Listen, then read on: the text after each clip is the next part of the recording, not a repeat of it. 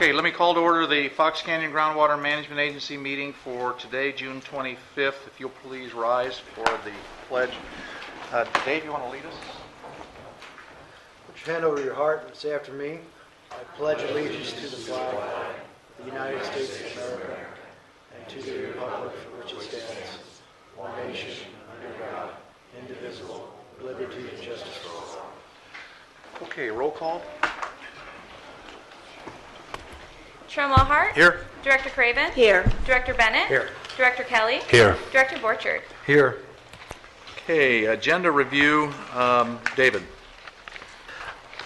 Chair, it seemed to me that in reviewing the packet that perhaps item 3, the discussion of the budget and work plan, ought to come before item 2. Just kind of made more sense. Okay, I saw that when I read it as well, so anybody have any problems with that? Staff, any problems with that? Jeff? Okay. No. Okay, so We have one other item. okay, so the first item we would change is reverse 2 and 3, and you have another one? Yes, Pleasant Valley's requested that item 6 be continued to July. Okay, all right. Okay, any other changes? Any objection to hearing the changes? All in favor? Aye. Opposed, hearing none. Okay, so that's how it's ordered. Public comments, opportunity for the public to address non-agenda items. Robert. Good afternoon. Robert Aranio on behalf of Crestview Mutual Water Company. I'm actually here to ask a question of the board. Next week starts the implementation of Emergency Ordinance E. I know there have been various entities that have filed a request for a variance under various circumstances and conditions. I'm just wondering, what's the timeline in order for those to come back, and when do you expect that you're going to be hearing on those, since the deadline is, or the program starts, that's really going to start impacting various organizations? Staff. We've committed to the end of June. Committed to the end of the June. Yeah, that's what we've been telling the people who've appealed. Okay. I'm a little confused by that. Okay. Aren't we here? Not yet. Okay. Yes, ma'am.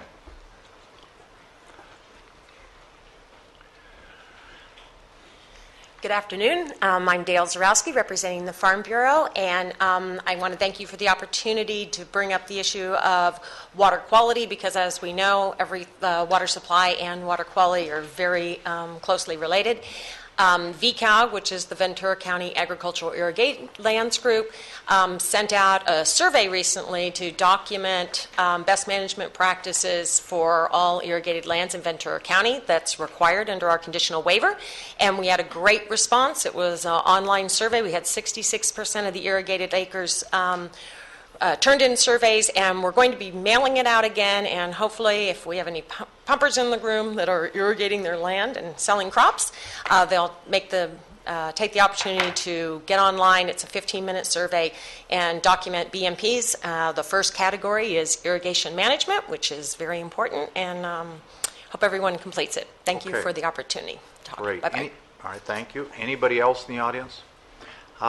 Before I forget, I was remiss. We have alternates in the audience.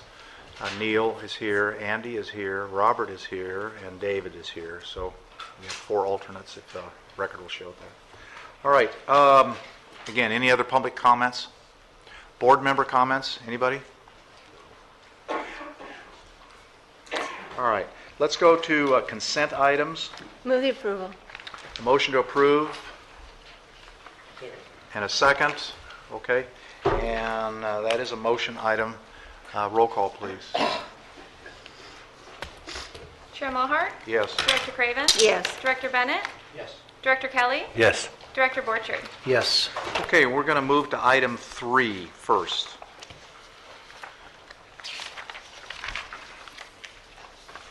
If they could bring up presentation on item number 3. Appreciate it.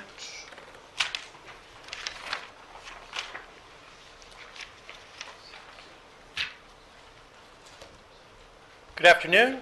Chair Mohart, board members, members of the audience, Gerhard Hubner, Watershed Protection District. I'll be presenting this item. This is our fiscal year 2014-15 draft budget and work plan.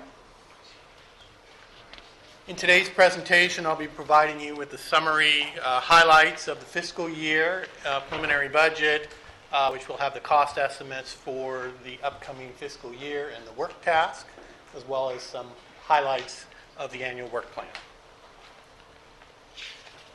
So let's start with the assumptions that were for today and the future budgets.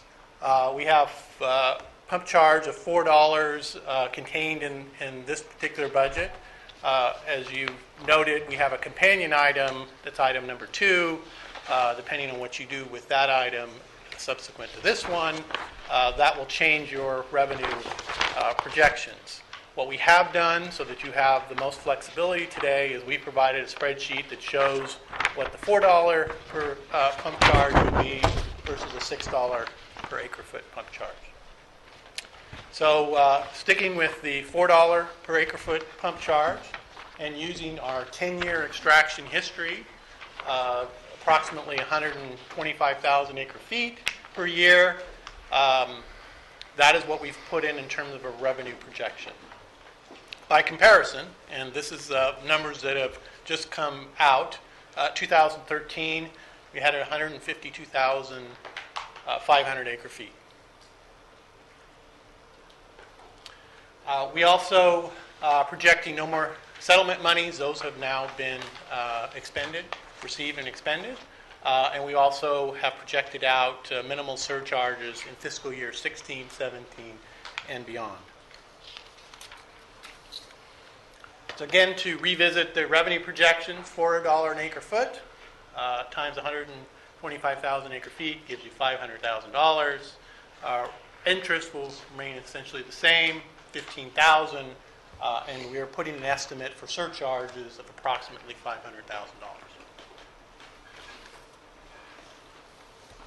The preliminary budget spreadsheet is into several major headers. We have the beginning balance projected slightly over $3.5 million. We have our anticipated revenues. Again, this is at the $4 an acre foot projection, slightly over $1 million. That gives you slightly over $4.5 million total funds available. And we project proposed total operating expenditures, including $100,000 for contingency of about slightly under $1.2 million. We want to bring to your attention some carryovers from previous budgets. These are things that you have approved, but the way that the budget is set up and the way we have to end the fiscal year at the end of the year, so we have to carry them over even though they were approved in this fiscal year so that we can pay those invoices when they come in. So for our online, FCGMA online, and work with the emergency ordinance and other enhancements that you've approved, we have $71,500. For the Irrigation Training and Research Center, $65,500. That may not be expended. At this point, we are not sure whether we will enter in a contract with Dr. Stiles, but we do have that available for you if and so you wish to enter in a contract. For the well inspection contract, we have $91,000. Again, we don't expect that work to conclude until this September, so we've carried over that amount. We've also proposing $100,000 for the next phase in a new area of investigation, so we're a total of $191,000. Gerhard, excuse me, on Yeah. the first line item, 71,500, is that including the 50,000 the board approved in April? Yes. Thank you.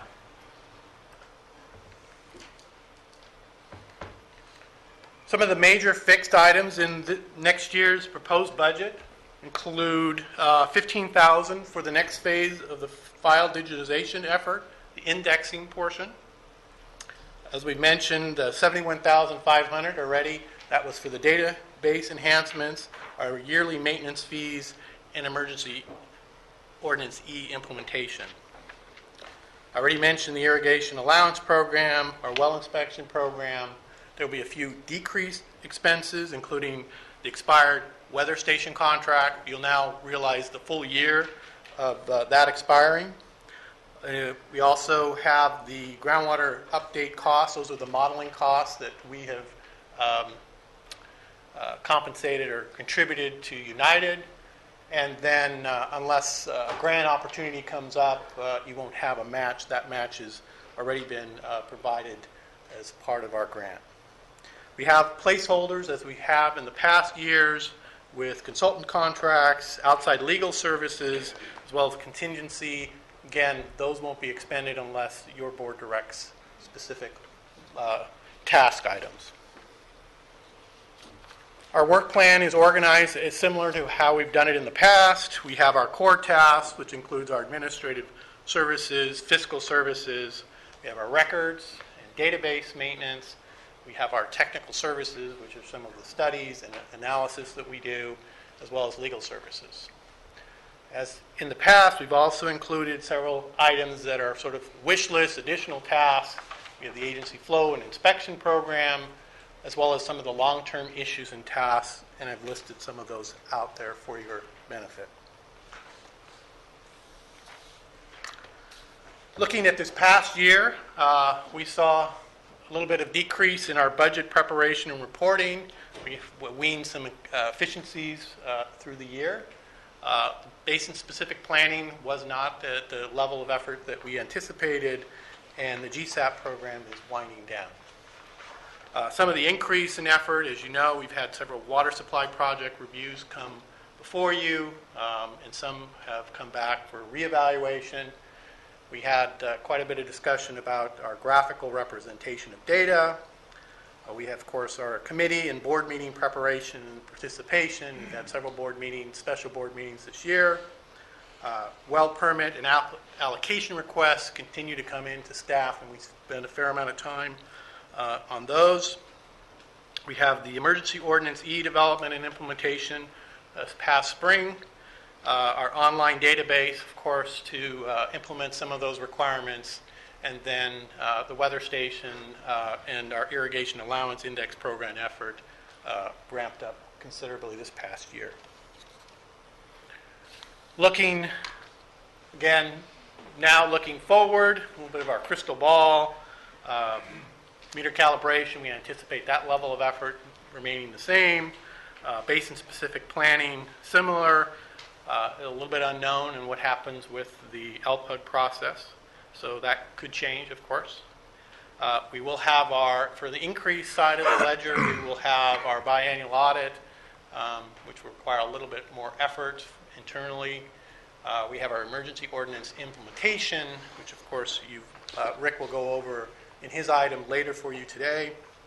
And we also anticipate several water supply projects, Camarillo, perhaps City of Oxnard, and County Waterworks, Moore Park, DeSalter, reviews on those. And then a bit of unknown is what will happen with our long-term issues as we go through that process and we identify those issues and refine them in terms of the level of effort needed to support those.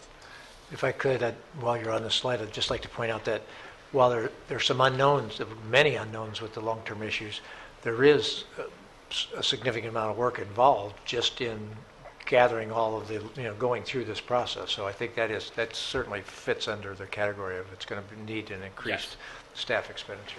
Yes, that's absolutely. How will we accomplish it? Well, we can do a few internal shifts. This past year, you can see the staff that work within the GMA and their level of effort, totaling about 3.5 full-time equivalents. That's what we call when you add them all up. We can do some internal adjustments and perhaps reflect what they're doing now, including more work by our clerk of the board, more work with our groundwater manager, although he has other responsibilities with the county program, and then myself. Work plan assumptions. 1 FTE is, per the county way of calculating, it equals 1,800 hours of productive time. We're using a blended rate this year of $90. You add up the core hours of slightly over 1,000. That gets you the 642,330. You add in our central service charge, and that equals the total that you see of $700,530. Looking at some of the staffing level challenges, we've identified some in the technical staff capacity and the additional work tasks, put them sort of in three general categories. The inspection, verification, enforcement follow-up. When we do have to do that, vast majority of folks do comply, but when you get that 5 or 10% that don't, they do require follow-up, sometimes an appeal, and so that's a challenge for us. We have accounting, reporting, and outreach to do with Emergency Ordinance E. You've heard discussion of that, and again, I think Rick will provide more information this afternoon. And then the long-range issues, the groundwater management plan update. We will be embarking on that and identifying those issues and resources that we will need to complete those. We held a fiscal committee, and hopefully I summarize some of the recommendations. Chair Mulhart, Director Borchard, you can correct me if I've misstated any of these, but out of the committee, they recommended and identified the need for immediate administrative account management staff. They identified that the computer system online is a priority in terms of making it more accessible and user-friendly. They recommended using existing funds to build agency capacity in the technical expertise area, and resources for verification, inspection, enforcement are likely to be an upcoming need. The committee did recommend adoption of this budget and work plan, and that's what I will leave you with, and be happy to answer any questions. Okay, David. Members, I think Gerhard did an accurate job of portraying what went on in our fiscal committee meeting. I think Director Mulhart would agree.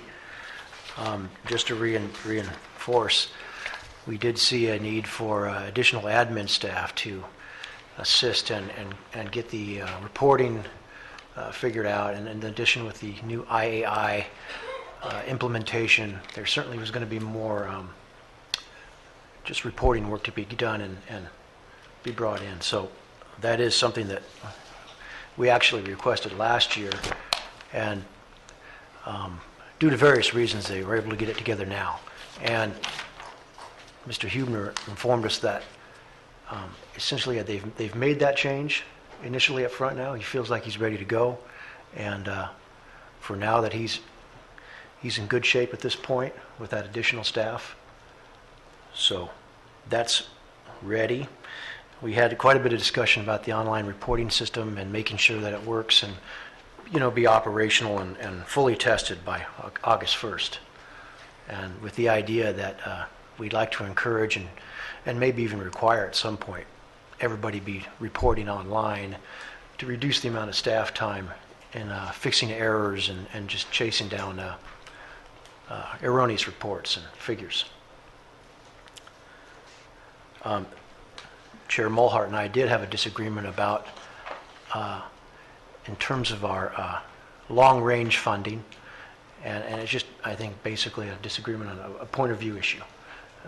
I feel like in terms of raising pump charges, we have a large balance currently in place, and we ought to see that there's a direct need for that. And though I do agree that we have a bunch of new things on our plate that are going to require effort, I'd like to see us get to a point where we can demonstrate the need before raising that charge in advance. Is that fairly? Okay. One of the things we also talked about was that, and Gerhard put it up there, that we wanted to, one of the concerns I have is that our technical staff is not positioned, because of time constraints, to answer the questions that are going to come down the road from LPUG and others that are doing some technical analysis. They're going to expect this agency to be able to respond to that and not be swamped with all kinds of administrative kinds of minutia.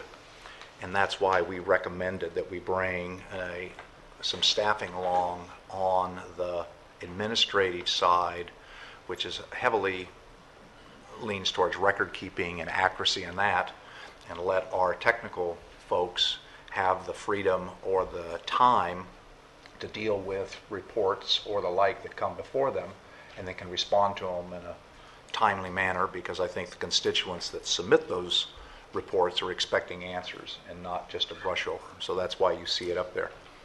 And there was another line up there that talked about expanding our technical expertise, and I don't want people to get over-exercised about that. I don't think there was any commitment or direction to try to create such a broad, huge technical expertise that we're somehow doing what other agencies currently do, United and others. But at the same time, we better have the technical expertise either on staff or readily available or schooled in a particular area if need be. I don't know all the answers to that. When a particular technical report comes to us, we need to be able to be very confident that what our staff is telling us is in fact correct. And again, it's tied directly to the issue of the minutia of some of the reporting things. My personal opinion is the reporting process is going to go through a giant learning curve as we bring a better IT online reporting system together. We're going to introduce a new form. There's going to be a lot of learning that'll go through that. We're going to hear later from Rick about a growers group that's going to get the first workshop on the new process. So I think that the manpower to bring that system online is front-loaded. My goal or my vision would be that at some point that manpower scales down as the system and people get experience with the online reporting, and that's what saves us time and energy. But if you underfund it at the front end because you don't do it right, we're going to pack this room with all kinds of folks complaining about the system, and then we're playing catch up, and come February of next year, we're going to pack the room with all kinds of people saying it doesn't work, and I don't want to be in that position. Hence, I believe we have to front load it. Dave and I are on a little bit different philosophy on the need to change some of the numbers here, and we'll get to that, I guess, in the next discussion. But what it centers around as I go through this budget, I'm trying to listen to what the constituents repeatedly say and then look at where these numbers flow. And one of the things they repeatedly say is, why, if we're going to pay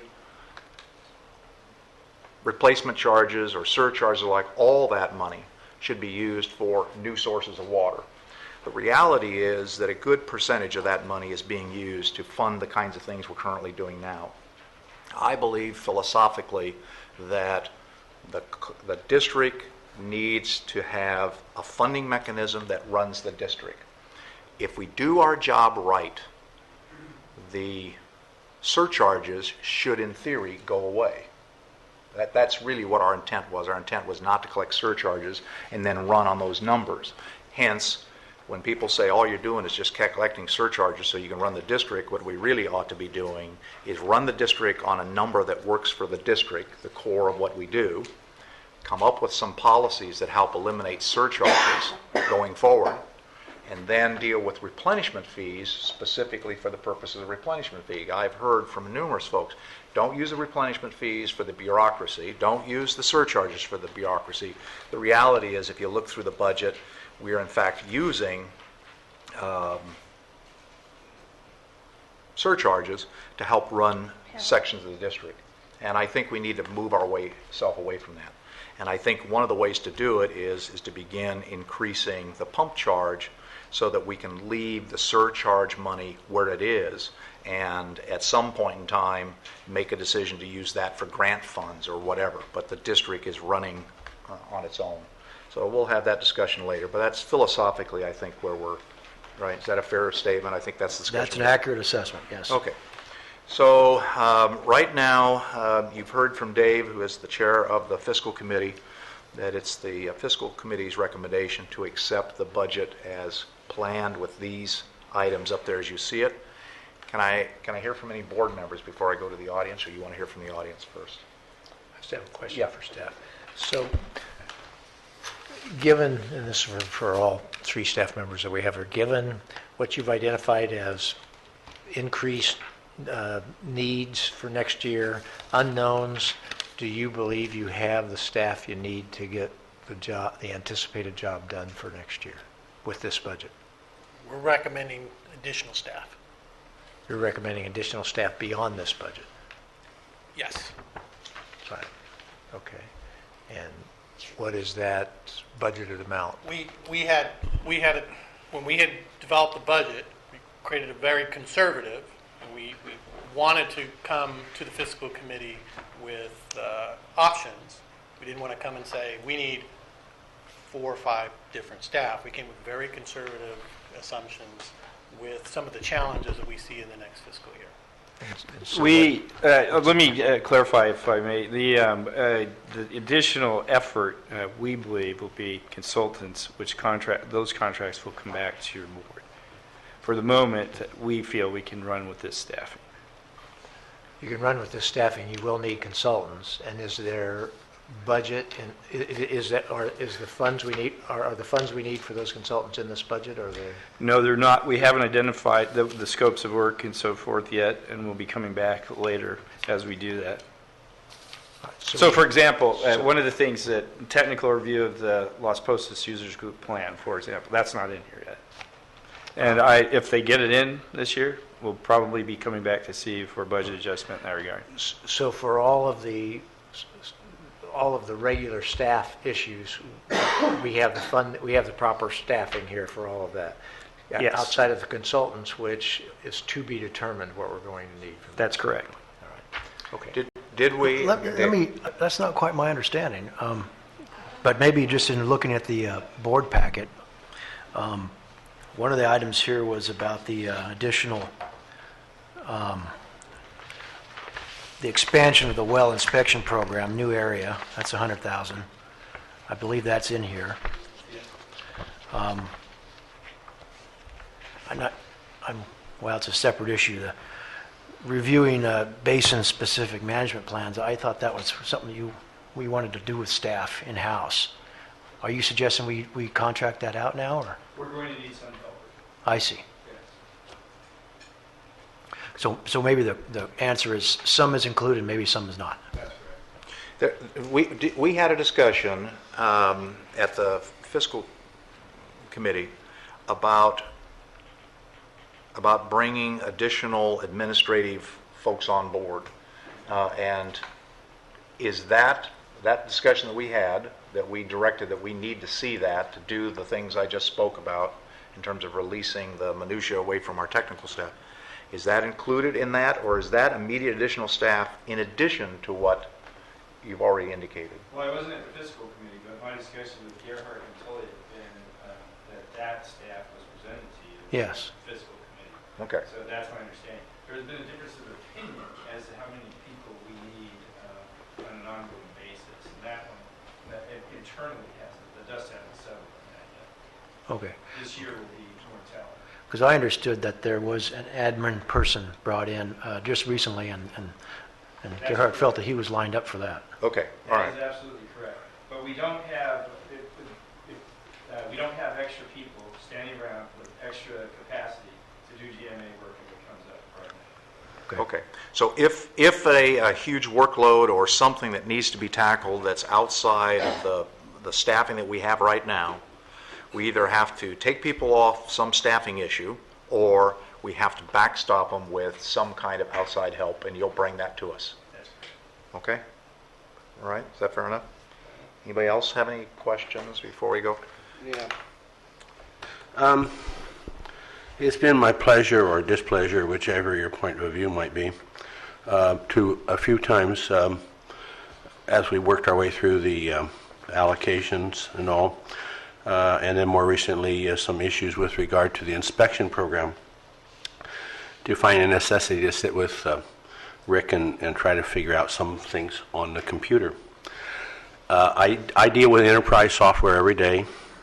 I have several versions of it on different places that I work in charge of. I find this software to be extremely clumsy. It's difficult, and Rick works with it all the time. We still have to kind of dig our way through it.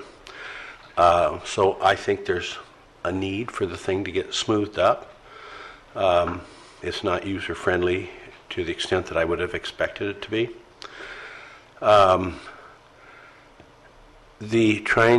We were working on different crop types and what they were using, and just took a moment to try to do some verification of the numbers that were coming in. And it was rather clumsy trying to find individual line items, not looking at people by name or anything, so we weren't intruding into anyone's account, but just looking at examples. And it was a long way from easy to do. I see that going to be a big problem in the future as coming, because we have all these growers that we've now given them a new assignment of trying to comply with the existing allocation system pinched down. So they had to have understood or tried to understand the existing allocation system before we got to this point, and now they have to learn how to go ahead and take the 25% off of it. So that's going to involve, I think personally, a certain amount of time that's necessary for individual growers to come in and have a meeting with someone. I find that to be rather clumsy in this place. There really is no place to meet here. This agency does not have a counter, doesn't have a little meeting room where they can meet. In the past, there have been consternation with some growers being found at a worker's desk. I can specifically remember, I thought it was Gearhart. As it turned out later, found out it was our COO. But we had a grower thrown out of the thing because it was felt that it shouldn't have been at David Panaro's desk. How in the hell are the growers supposed to be able to find out what's going on if they can't have a meeting with a staff member, someplace where the staff member has access to the data and can try to figure it out? Something needs to be done here. Part of the problem is just that we live in this house, and there's certain trouble here. It doesn't necessarily always work as it might. The staff members are part-time, except with Kathleen, and I think that makes scheduling, if a grower's trying to come in, it makes it difficult. If we could get we don't need to have somebody with a master's. We need more like a clerk typist who's doing the analyses of the data as it comes in and sees that the data seems to fall within parameters. I mean, if you have, one person who reports that sod is 5% efficient, and the next guy says it's 100% efficient, somewhere along the way, one of the two of them is probably wrong. And so I think we're going to have more trouble in that. Certainly we found an abundant number of things that just didn't seem quite right, but no one's having the time to check out the numbers. So if we don't verify the numbers we're getting, we have no program. The categories of the crops, there's a lot more work that needs to be done on that.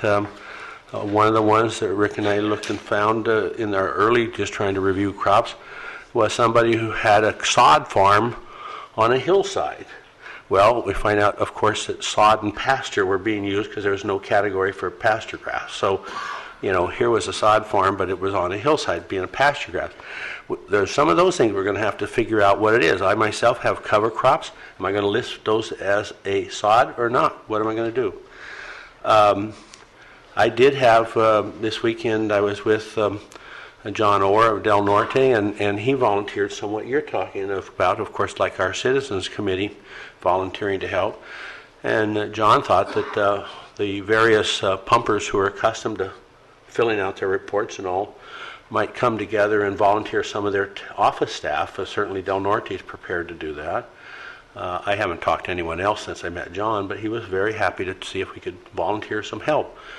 Because we need somebody who's kind of doing this stuff and helping to everybody else to learn. I think it's way beyond rational to think that people are going to learn this all on a computer. There's certain groups that think that I should be able to learn to do surgery by watching a computer, and it's a little hard to feel the flesh on a computer.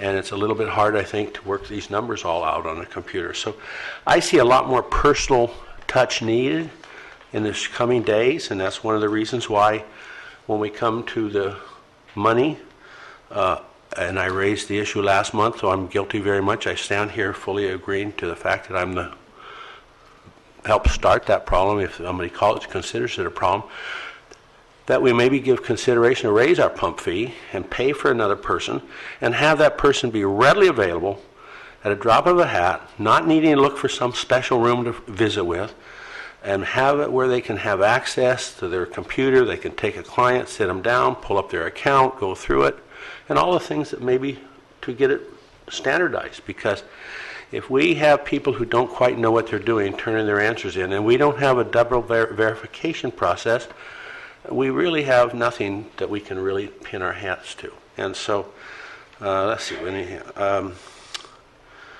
One last point, and in passing I made it last month, and I would hope that we do, and that's somewhat, Chairman Mulhart, on what you were saying here, is that if we do agree to raise our fee to 6 from the 4, that be used for what I'm just addressing you to, to try to make this building more friendly to our growers and the staff who's helping the growers, a more interfacing group. And we pay for that with the monies that we're getting from the pump fee. And we not use penalty assessments to do that. Just as you said, penalty assessments should not be running this business part of this company. And we would run that and with the pump assessment, and we keep our monies that we have in reserve to try to accomplish a greater task. There are several greater tasks. We just have to be able to decide what we can legitimately do.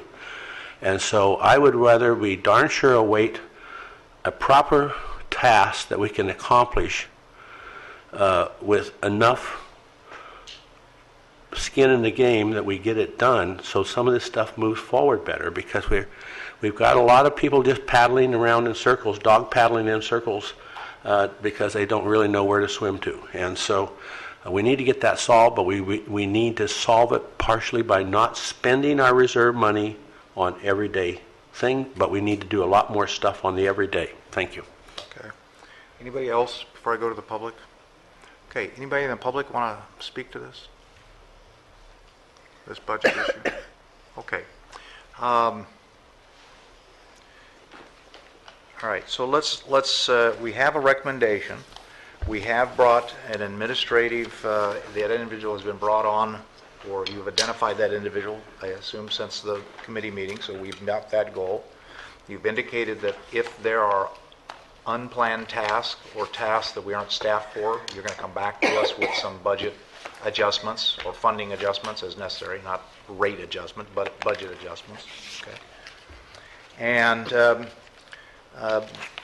it's interesting, the things that, the frustration I think that Mike talked about is some of the frustrations we talked about at the fiscal committee, and that is that we're bringing online a new system, and it has to be adequately trained.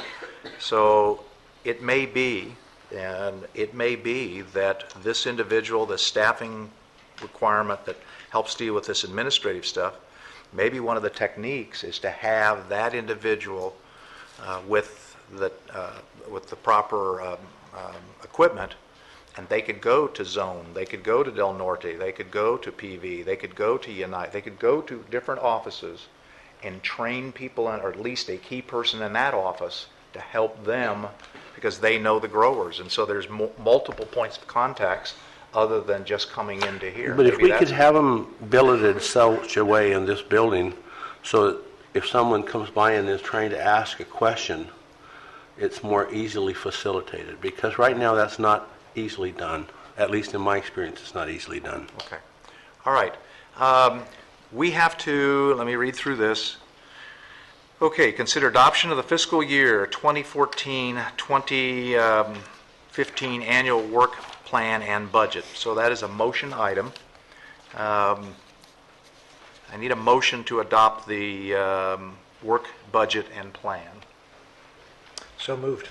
Okay, I have a motion. Okay, Charlotte, Sorry, second. Any other discussion? Let's have a roll call, please. Chair Mulhart? Yes. Director Craven? Yes. Director Bennett? Yes. Director Kelly? Yes. Director Borchard? Yes. Okay, let's go to item number 2, and let's talk about that one. All right.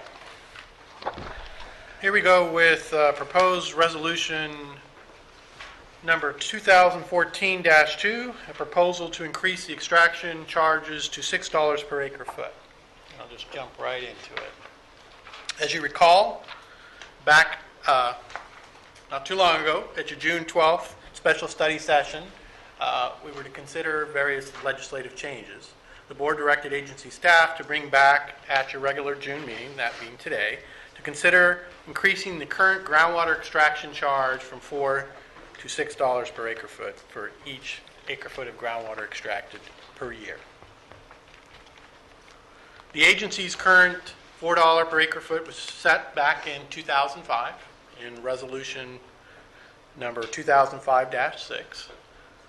That remains today. You did change it at a period of time from June 2006 to February 2008. That was to establish what we call the GEMS program, Groundwater Extraction Management Enforcement Surcharge. As I just presented to you today in item number 3, we collect, the revenues collected under the current $4 an acre foot to fund the agency. We also collect surcharges, penalty, and settlements. And in the past, that has made up for the shortfall in the yearly operating budget.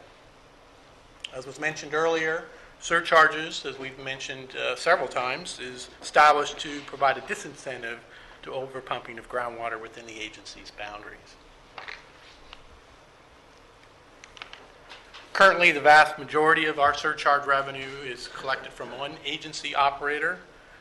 Surcharge revenues have ranged from $500,000 in fiscal year 2010-11 to this past current year, which was close to $1 million. It's our belief that it's not prudent to rely upon this unpredictable revenue source to pay for ongoing agency operations. So today, per your direction at the past June special studies meeting, we're seeking your approval today to increase the agency's groundwater extraction surcharge from $4 to $6 to support the agency's operations and thus rely less on surcharges.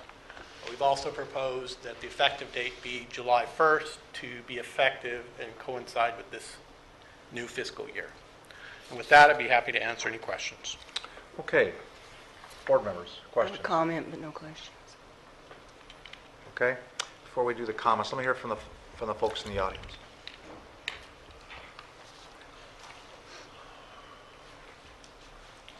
Good afternoon, Board. Robert Arani on behalf of Crestview Mutual Water Company.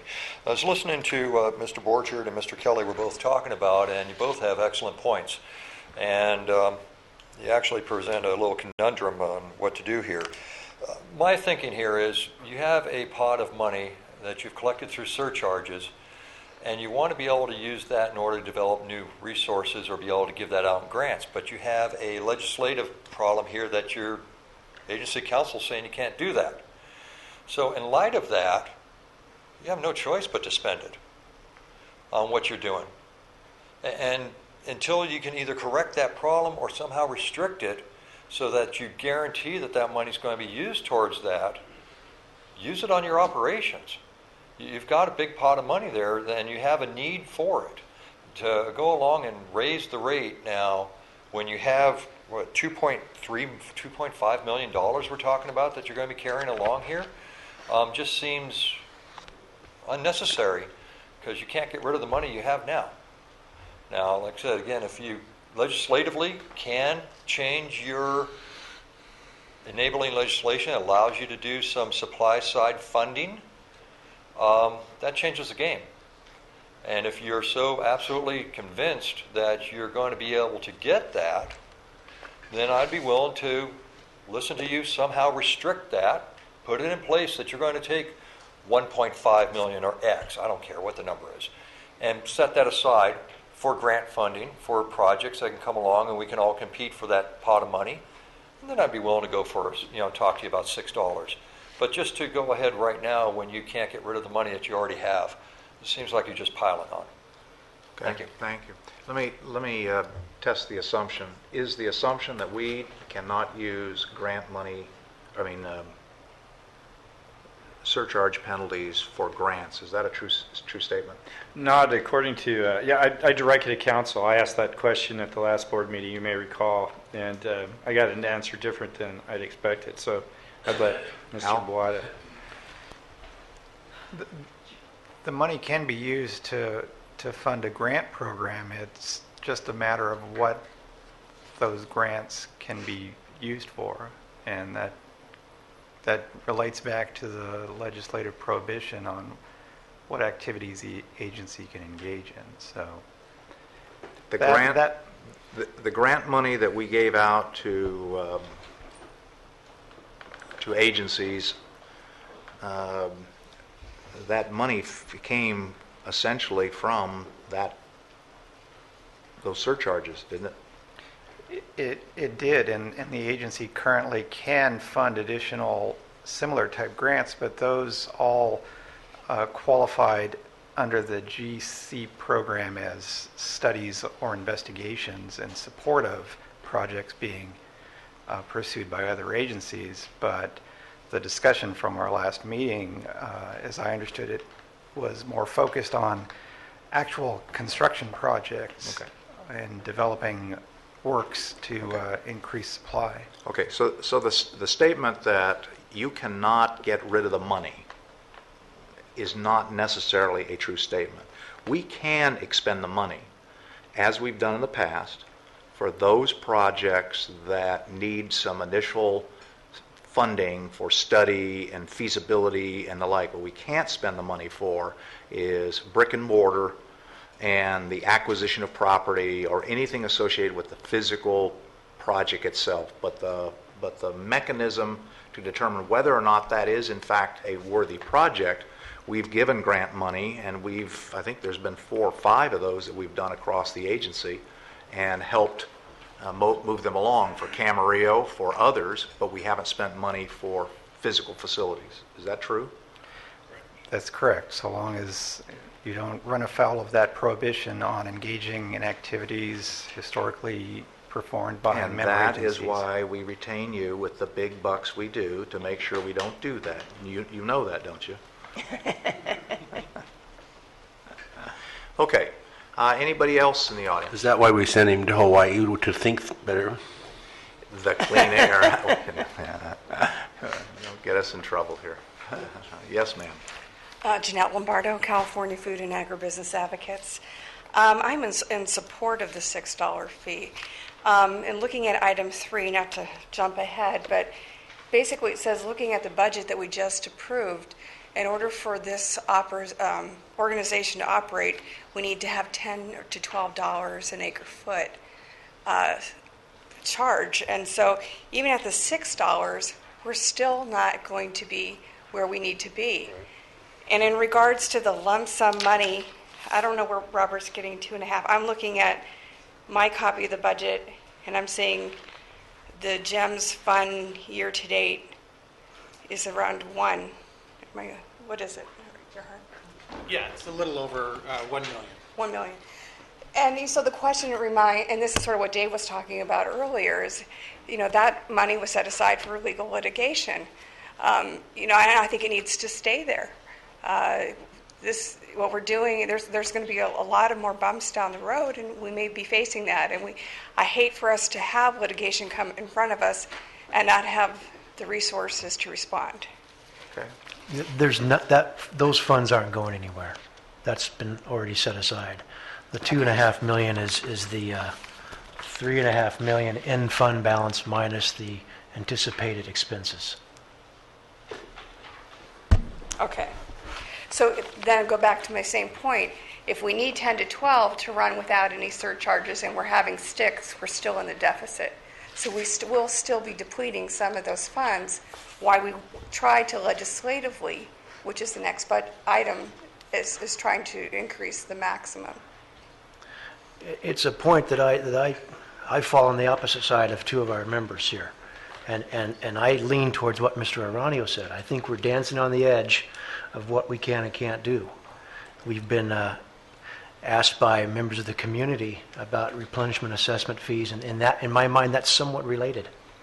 If we're to utilize these penalty monies to get new supply, we need to have that legislative change. And I'm a little disappointed that we don't see that in the next item coming up. That seemed to me from our last meeting that we were going to hear language about how to do that in addition to our... Yeah, I don't want to jump ahead on another Yeah. agenda item, so anything else you have? But yeah, your concern of the GEMS fund, that still is in place. Okay, so I think we need to look at this. The pump charge is going to run the operation, and we know even at 6, it's in a deficit.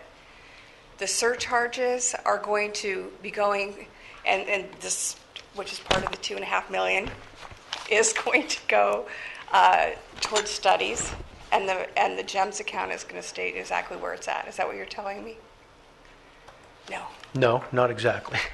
I disagree that we should just be involved in studies. I think we should be Well, it's not getting going to the be just community studies. and contributing to projects in a lot of different ways besides just Yes. that kind of activity. And so if that were in place and the agency had those powers, I'd be on board.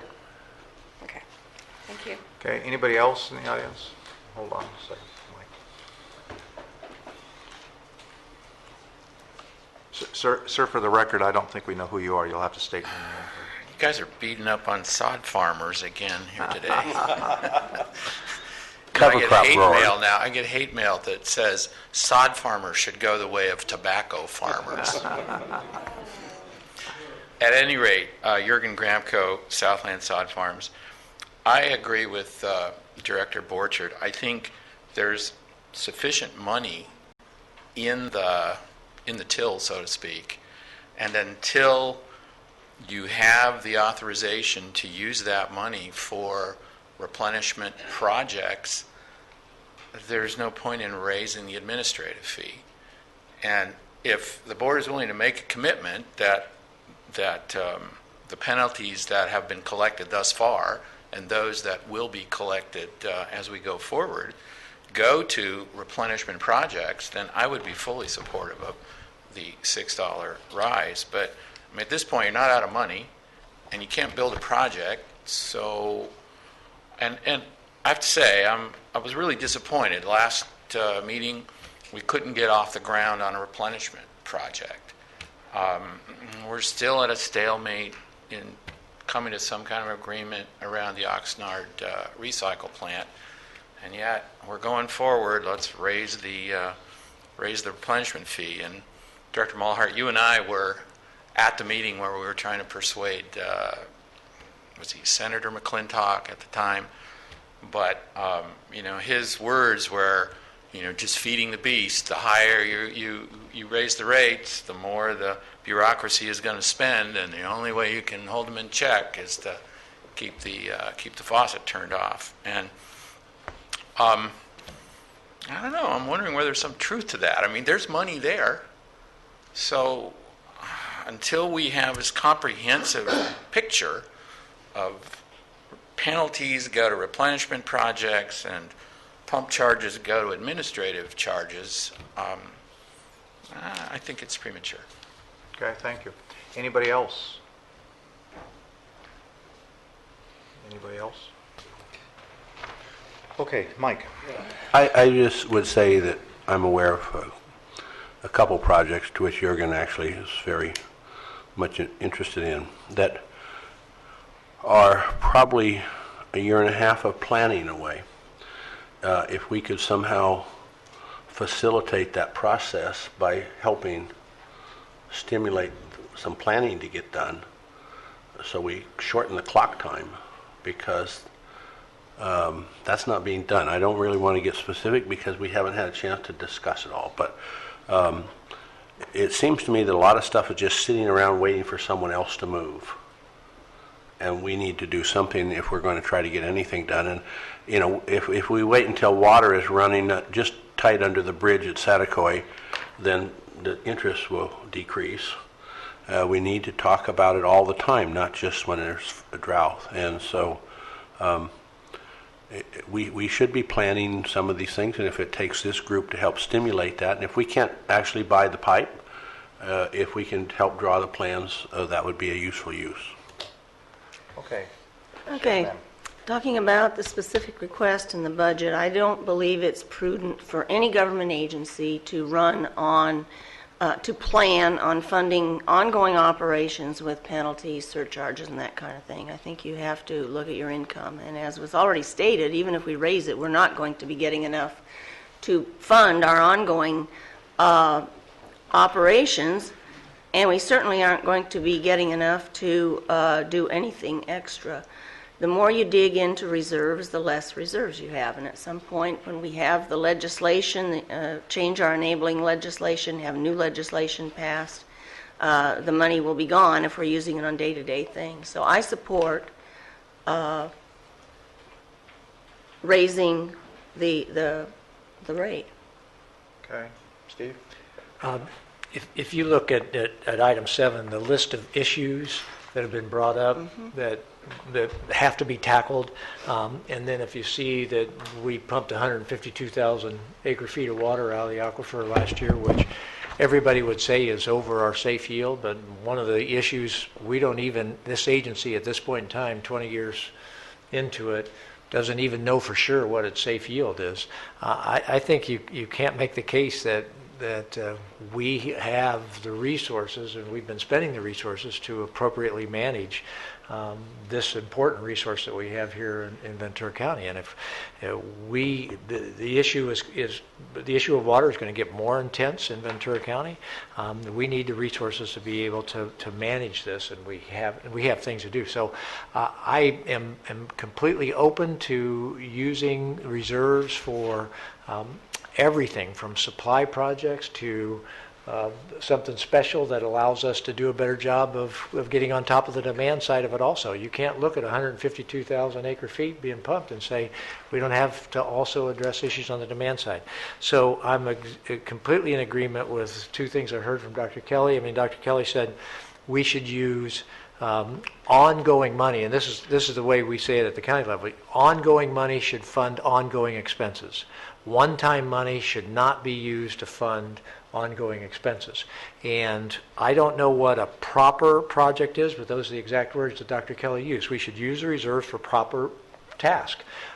I think we're not sure what those are, but I can guarantee you every time we come up with something significant, we run into this issue of, well, we don't have the resources for that. And I can he has a bunch, I'm sure I could list a number of those things also. So I feel strongly, and 2 months in a row agreeing with Jeanette Lombardo here, right? I know one of us is going to be in trouble here before long, but yeah, I don't want to ruin your reputation here, right? And associating with, but I agree strongly. We should be trying to say, what's this agency need to run properly? And it's going to grow, not decrease. And we're not at $6. We're not actually funding the agency running. So we're engaging in deficit spending, taking it out of reserves, and that's not the fiscally conservative thing for us to do, to engage in deficit spending. Finally, if we do get the 20% reduction, right, we're going to be engaging in even more deficit spending. So I think that 6 is the maximum we can go. As she pointed out, you need 10 to 12 to actually run this agency. And we should do everything we can to make sure we don't have a gold-plated agency and all that. But I don't think anybody can look at our operation and say that at this point in time. So I feel strongly that we should go to 6, and I will be a strong advocate for that as we go forward.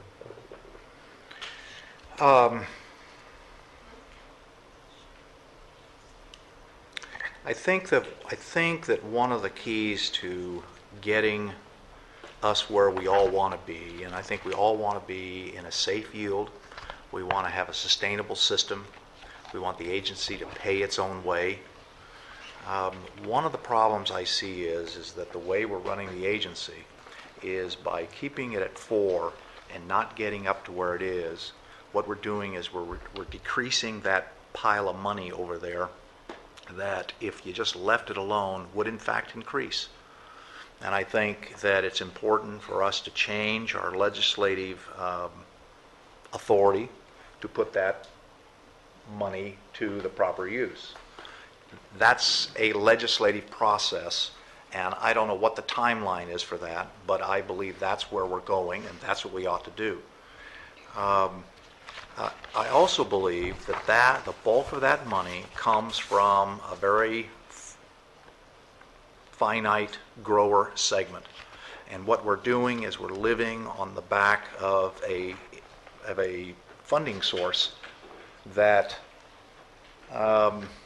doesn't put everybody, give everybody the dog in the fight. I mean, the skin in the game, if you want.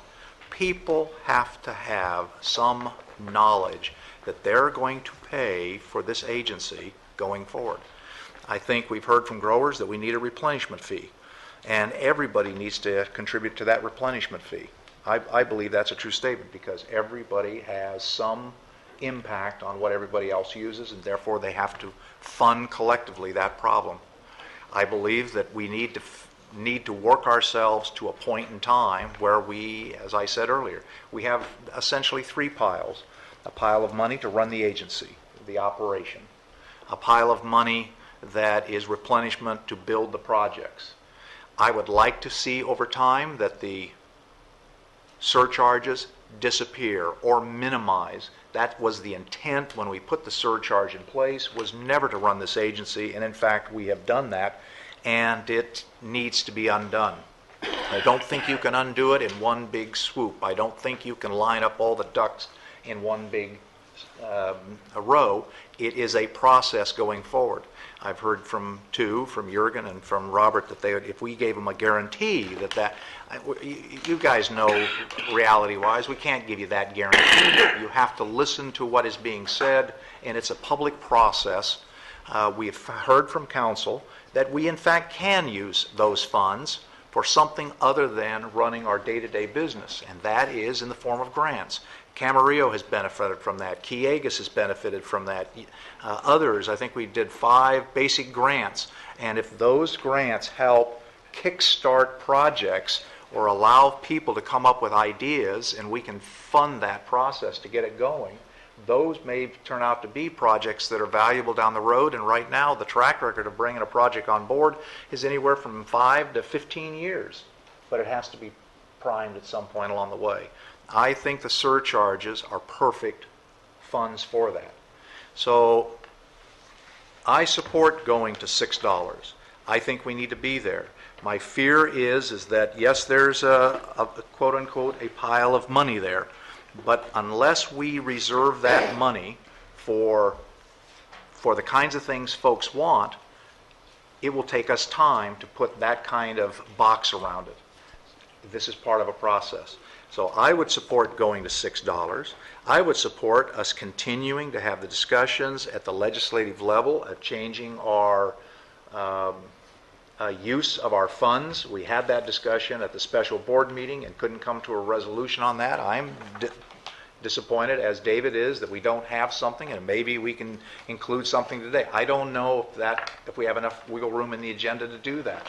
But we have a window of opportunity to go to the legislature and get this ball going down the road with a few changes. And one of the things we ought to do is go to the 6, save as much of the surcharge as we can. We're not going to save it all because we're currently using it to run the operation. Take the next go around is to get that rule changed so that we start weaning our way off of running this district on surcharge money, and that way the district can stand on its own feet. I see this as a process. It's probably going to take 1.5 years to put this process in place, but you got to start it at some point. Mr. Chair, Yeah. I move to adopt resolution number 2014-2. Okay, I have a motion and a second. Any other discussion? Dave? Yeah. A few more things. Because I'm not done. But the funny thing is I agree with all of you. You're all right. The trouble is, I've heard the name reserves a few times. Our reserves in our budget. Those reserves are surcharges. They're penalties. And the problem is in the past, when we've seen things come to our attention, there's been a real reluctance to talk about using any kind of funds that the agency has collected towards helping get new supply in our area. And I've said it for a long time. The solution to our problems is new supply. We have various entities and stakeholders in this agency are doing excellent work in terms of being very efficient. I think all that low-hanging fruit has been picked. Another issue is 152,000 acre-feet of pumping this past year. This has been an extraordinary year.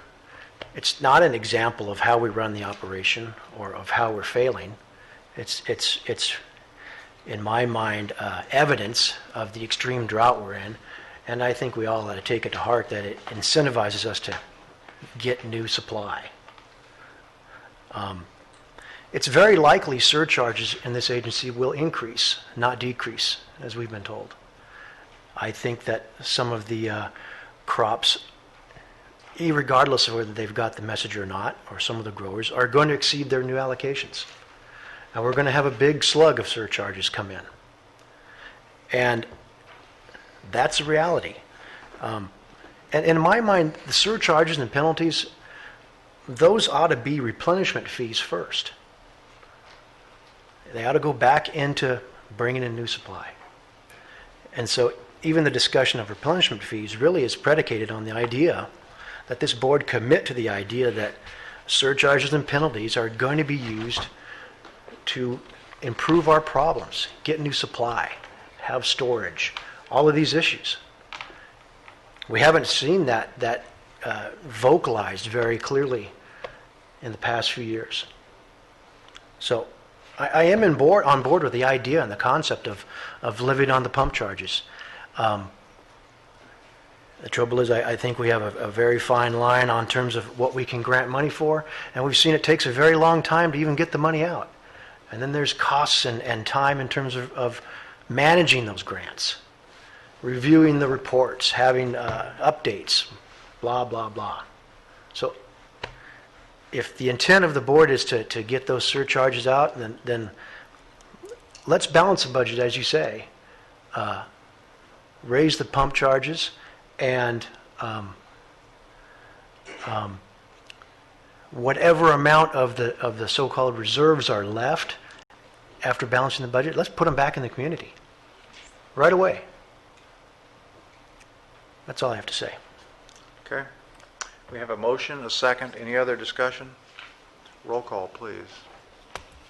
Chair Lawhart, Yes. Director Craven, Yes. Director Bennett, Yes. Director Kelly, Yes. Director Borchard. Since I knew which way this was going, I'm going to say no anyway. All right. That was interesting. Let's go to item number 4. All right. My pleasure to present this item as well. This is proposed resolution number 2014-3, support for a legislative change in the agency's maximum extraction charge. So again, at your June 12th board meeting, the board convened a special legislative session to consider changes to the agency's act, and the premise was to discuss various changes in that enabling legislation that would enable the board to more effectively manage groundwater basins within its jurisdiction. Conclusion of the study session, the board directed agency staff, and it was twofold. Seek a legislative change to increase the agency's groundwater maximum allowed extraction charge from $6 per acre foot. And then the second point was to engage stakeholders on the proposed changes, specifically a proposed replenishment fee, with the goal of having some proposed legislative language ready to be introduced to the state legislature in early 2015. So fall process, language, engaging with the sponsor, late fall into early winter.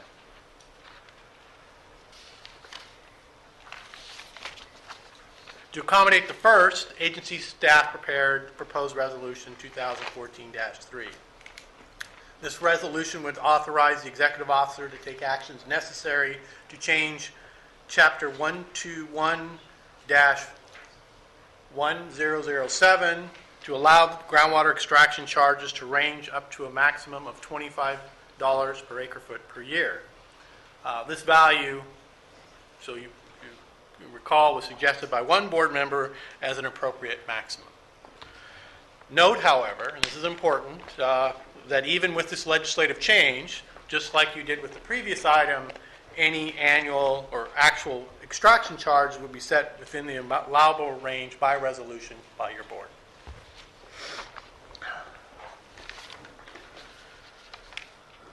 As a reminder, the last time the agency sought legislative change was similar to increase its maximum groundwater. Let me take that back. The last legislative change that was enacted was also to increase the maximum groundwater extraction charge through Assembly Bill 2734 back in 2004, which granted the agency its current authority to not to exceed $6 per acre foot. As Chair Mulhar was mentioning, initially the legislation or the board was seeking up to $10 per acre foot. When it was finally chaptered, it was $6. Subsequently, the board enacted through its resolution back in 2005, setting the extraction pump charge at $4. And again, this pump charge remains in effect up to today, except for your last action, except for the time when it was temporarily raised.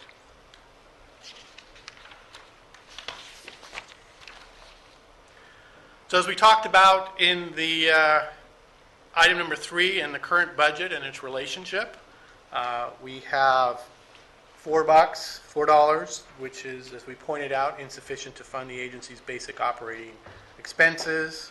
As we just pointed out about the surcharge penalties and settlements, ongoing shortfall in past operating budgets. And as we've brought before you in many of our work plan updates, the agency's incurred increased costs to administer and enforce its extraction management plan, ordinances, policy programs, and others tasks that you've authorized us to work on.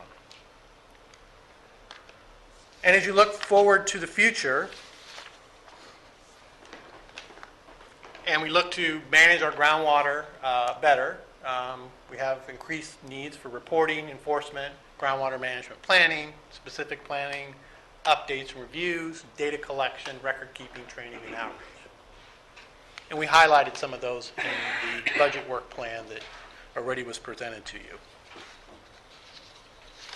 Similarly, some of the items in the work plan that we've already discussed, including our flow meter and well inspection program, and some of the long-term issues. As we embark on those, we'll identify and develop measures for long-term sustainable water management. There will be additional resources required, we believe, and likely significant as the process unfolds. So, for example, even a groundwater management plan to perhaps update it, have consultant costs, could cost up to $500,000. I've put this is in your board packet. I'm not going to go through this. It's essentially the calculations that would occur at a $25 an acre foot. You can see whether you do it 125,000 acre foot per year, or if you do it at the 100,000 foot, that's essentially the kind of revenue that you would generate at a $25 per acre foot level. Some of the assumptions, as Director Bennett mentioned, as we're moving towards our safe yield, the 100,000, we believe that's probably a more conservative assumption to use at some point in our yearly budget development. Again, that's 25,000 currently. If you look at the 10-year average, 25,000 over. And it was mentioned, if you were to fund our current budget, which is, as you saw, about 1.1, 1.2 million, you would need anywhere from 10 to 12 acre feet just to cover current agency operating costs. So in conclusion, and per your direction, we are seeking approval to obtain legislative change to increase the maximum allowable extraction charge. We're proposing 25. That number, of course, is per your feedback and subject to change and revision. In any case, we do believe you should seek a high enough maximum increase in order to give you the most flexibility to fund opportunities as well as issues and any necessary threats to the agency over time. With that, I'd be happy to answer any questions. Okay, members. Okay, folks in the audience.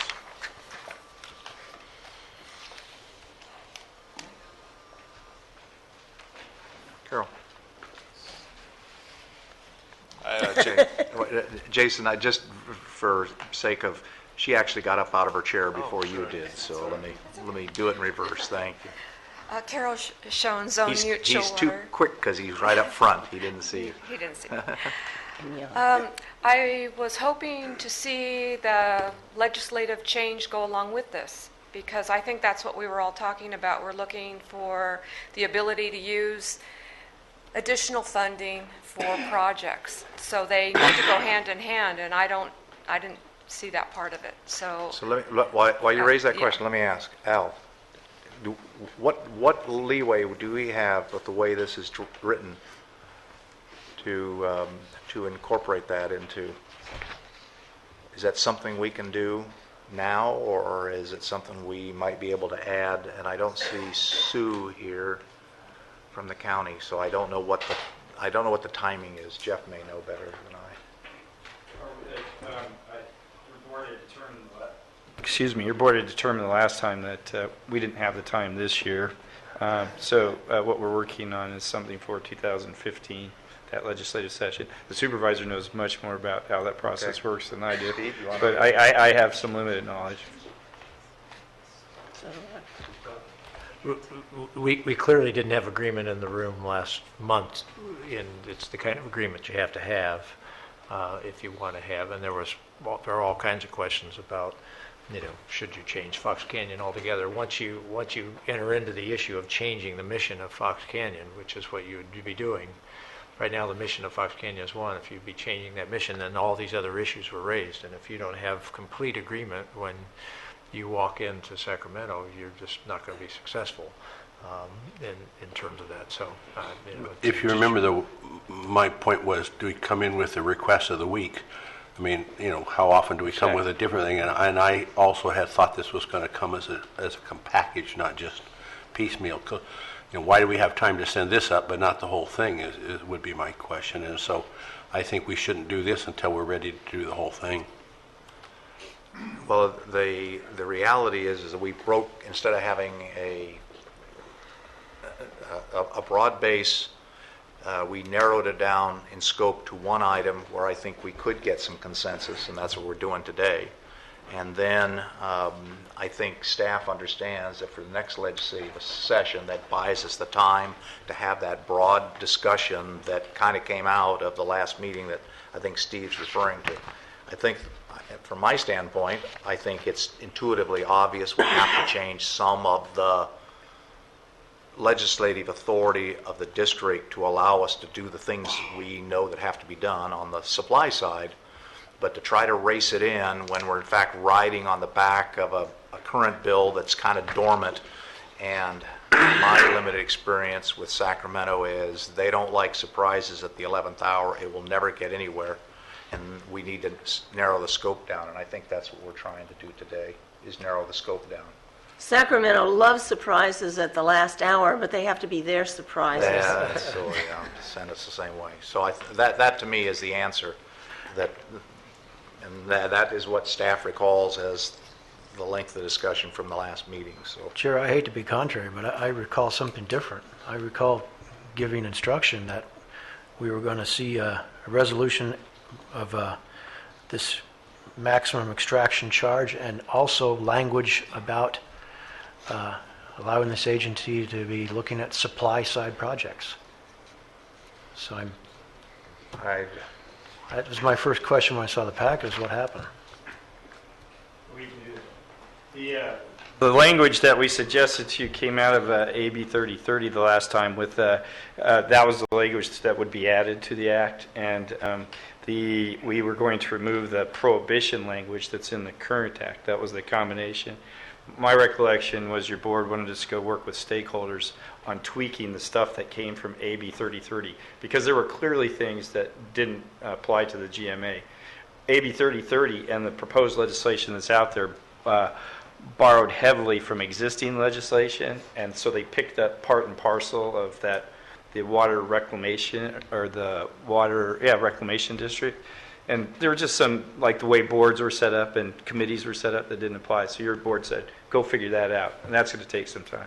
and I recall, now that you mentioned the 3030 language, I was not comfortable with the broad range of items in there, which effectively would turn the GMA into the ability to plan, build, own, operate.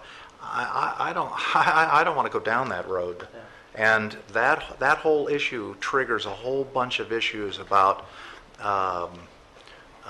making findings and all the things that United has to do every year. I can tell you, it is a very laborious process for us to make adjustments. And so I think that's what came out of that discussion. We talked about it, and they showed us that language. And I know I was not happy with that language. And we Yeah, did, nor I. I Yeah. agree with you. The 30-30 concept was not, Yeah. I wasn't on board with and that. that's the only thing staff presented to us at the time. Well, So but we left them with the idea of, but let's bring some language back to deal with the supply question. Mr. Chairman, that leaves us with nothing more than a request to raise more money to run operations, and we just had an interesting discussion on whether to raise it from 4 to 6, and now we're asking to go to 25. I would suggest Well, that wait. we don't- Let's hold on. I'm saying I'm just going to warn you, for one, I'm going to vote against this. Okay. The issue is we are asking to set a range. Every time we make an adjustment, we have to go through the hearing process. It gives us a range. It doesn't guarantee that anything will be raised. And to me, I think we need to change the range. Now, if you want to have a discussion of not going to 6 until some of these other things fall in place, I think that's a legitimate discussion. That's managing your money. But right now, we now know that to run the district, 6 is not the right number. So we're taking those surcharges, the money that folks want for the projects, and we're not holding them to the side. We're basically depleting that to do what we're doing. And we know that you can't do what we're doing with those $4. That means we are in effect utilizing a small select of growers to fund the agency, knowing full well that we're living on their error, if you want, or their practices. And we've designed that to discourage them from doing that. To me, that to me is the disconnect here.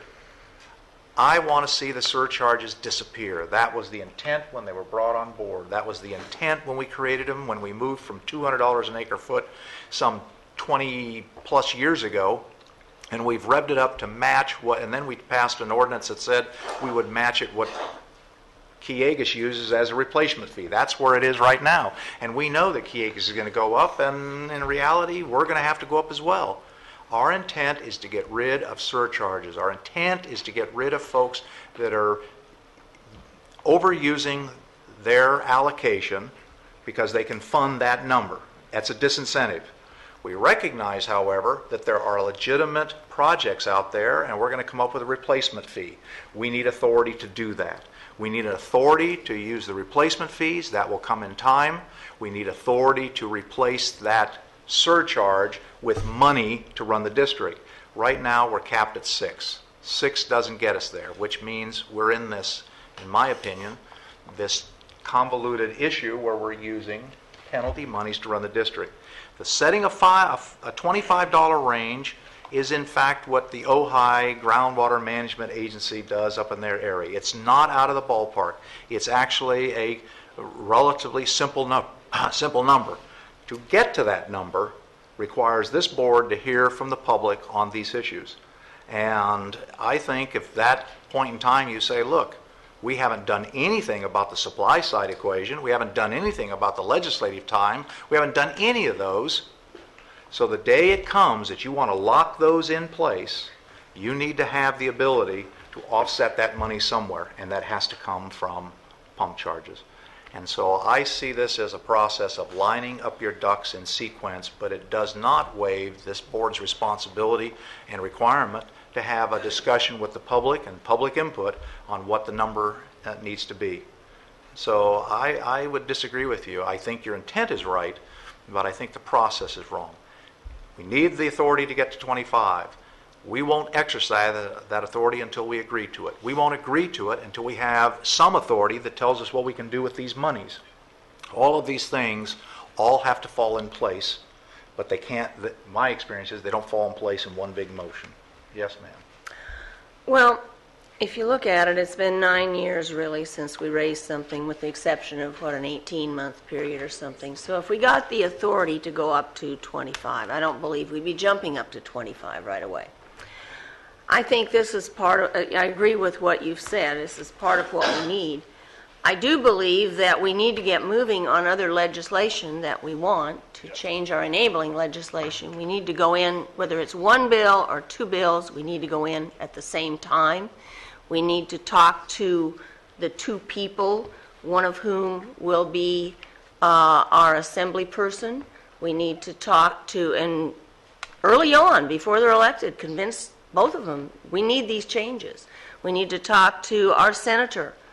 We need to make these people realize this is really, really, really important for this area. I have dealt with legislation extensively as a board member for a statewide agency for 11 years. Have been on 2 legislative committees for government lobbying for about 20 years. I know how the process works, and if we wait again, like we have the last 2 years, to get our wording in till January, and in one case February, it's not going to pass. It's not even going to get worded. We have to be ready. That legislation has to be written up in December, and before it's written up in December, we have to have it come to our board so we can have the wording exactly as we want it. There won't be stuff in there in our resolution saying we really didn't want this in that enabling legislative change. So we need to get it on an agenda right away so that then we can start talking to people, because it has to be introduced in January in order to get into the proper process. One of the things we heard from, I think, Sue, was that we have to be able to give to the entity in Sacramento on this item by the end of the month, and it can get in. If we don't do it by the end of this month, by effectively today, because we're not going to have another meeting before the month is out, if we don't get it in, then it won't get through this year. It won't be effective next year. And that was only if you could get a gut and amend passed, which is not nearly as easy as having things go the regular way. So it isn't here now. So we're going to have to be talking about it. We're going to have to get it in the proper way. Well, no, my understanding is she said if we got it, she has there's a vehicle that we can use. Well, that's for this. I'm Yes, talking that's about correct. I'm talking about the other, which I would agree. allow us to. We have to have that. I'm sorry, we're talking about 2 different things. Okay. For the other one, we were talking about was it 3030, which had a whole bunch of stuff in there nobody wanted. If we want the new bill written the way we want it, we have to have discussions and very carefully instruct staff, this is in, this is out, don't put anything in that we haven't approved. And when the resolution comes to us that we're going to take to assembly people, or everybody who represents the county we should be dealing with, have them all co-sign, that should have exactly what we want, so that we don't later say, oh gosh, I didn't know that was in there. Well, the suggestion, what I'm hearing from Mike and Dave, and you guys can correct me where I'm wrong if I'm not hearing it right. I think their position is that we ought to just let this window go, deal with the $25 or X dollar, plus the authority, and get it into next year, which would not make it effective until the following year. Right. Right. That's what I'm hearing from you guys. No, and Jerry, I should be clear, I'm not on that opinion. Okay. I actually support the resolution. I just thought it was going to contain a supply side enabling part too. Yeah. And if it's the opinion of the directors that we need to investigate that further and vet it out, I'm okay with that, but I'd like to hear a commitment on the part of this board they're going to go that direction. Because otherwise, we're increasing fees to remain a only demand regulating entity. And that's been one of our criticisms. Can we, if we were to pass this resolution to go forward at this point in time on this particular item, on the maximum pump charge number, can we make a an additional statement, and to direct staff to expedite the agenda items to deal with the necessary changes to the enabling legislation that deal with the supply side issues, or adjust language in the 3030 plan, whatever we have to do, so we're ready for next year's administrative function. We can do that. Yes, you can do that. You can approve the resolution as presented and at the same time direct staff to investigate additional amendments to our principal act. To our principal act in order to carry out the programs that have been discussed on the supply side. So we hurry like little busy beavers and we get this through. What good purpose are you going to put this one to while we're waiting for the next one to get done? My opinion is that we're beginning the process of lining the ducks up, and if we have an opportunity to do that now, then we ought to do that now. And I have no guarantee that this will get through, but we ought to try to get this done now, and then we ought to turn around, and if it gets totally thrown out, we have a backup to do both of them. And whatever happens next year is not effective until 2016. And to me, we need to keep pushing this thing through.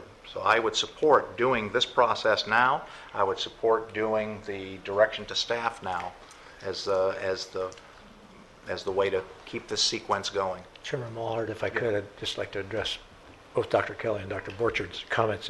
First, in the board letter we have for this item, it specifically references the direction we gave staff last time, which I think goes a long way to address Director Borchard's concerns. And it says at the conclusion of our study session last month, the board's direction to agency staff was twofold. The immediate directive was to seek a legislative change to increase the agency's groundwater maximum allowed extraction charge from $6 per acre foot to this 25 that we had. The second was to engage stakeholders. So this is direction to our staff. Engage stakeholders on the other proposed changes, specifically a proposed replenishment fee, with the goal of having proposed legislative language ready to be introduced to the state legislature. And that's in early 2015, and we specifically said that means they have to have it ready by December. So we have made a commitment. We directed our staff, go out and talk with the stakeholders. If to remind everybody where we were at the last meeting, we were talking about a replenishment fee, and we just did not have agreement in the room on replenishment fee. We had a number of people objecting to replenishment fee, but the issue came up, well, we need a replenishment fee. The fact is, some people who spoke differently today, but some people said, I'm in favor of the replenishment fee and I'm in favor of the $25 $25 extraction charge for the operation of the agency. So, and nobody spoke in opposition to the $25 extraction charge at that point in time. And the question was, so then the issue was, well, what about the supply side? And you heard Chairman Mulhart's statement. It was unclear exactly what change do we make on the supply side? Do we do it so it's just carte blanche any supply side, and then you can go into facilities and all of that? And it was really clear that before the end of the month we were not going to have agreement on that. But I think what we want is we want some kind of allowance to allow us to get into supply, but not something that causes us to appear to be competing with United or Cayugas in terms of supply. We just felt like we couldn't get that done. So then finally, in answer to your question, Dr. Kelly, what do you do with it?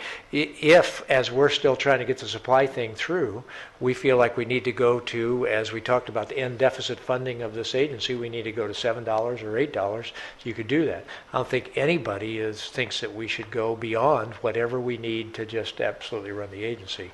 So I don't see there to be any anticipation, but that was the logic. I'm mostly trying to remind us of where we were with the discussion.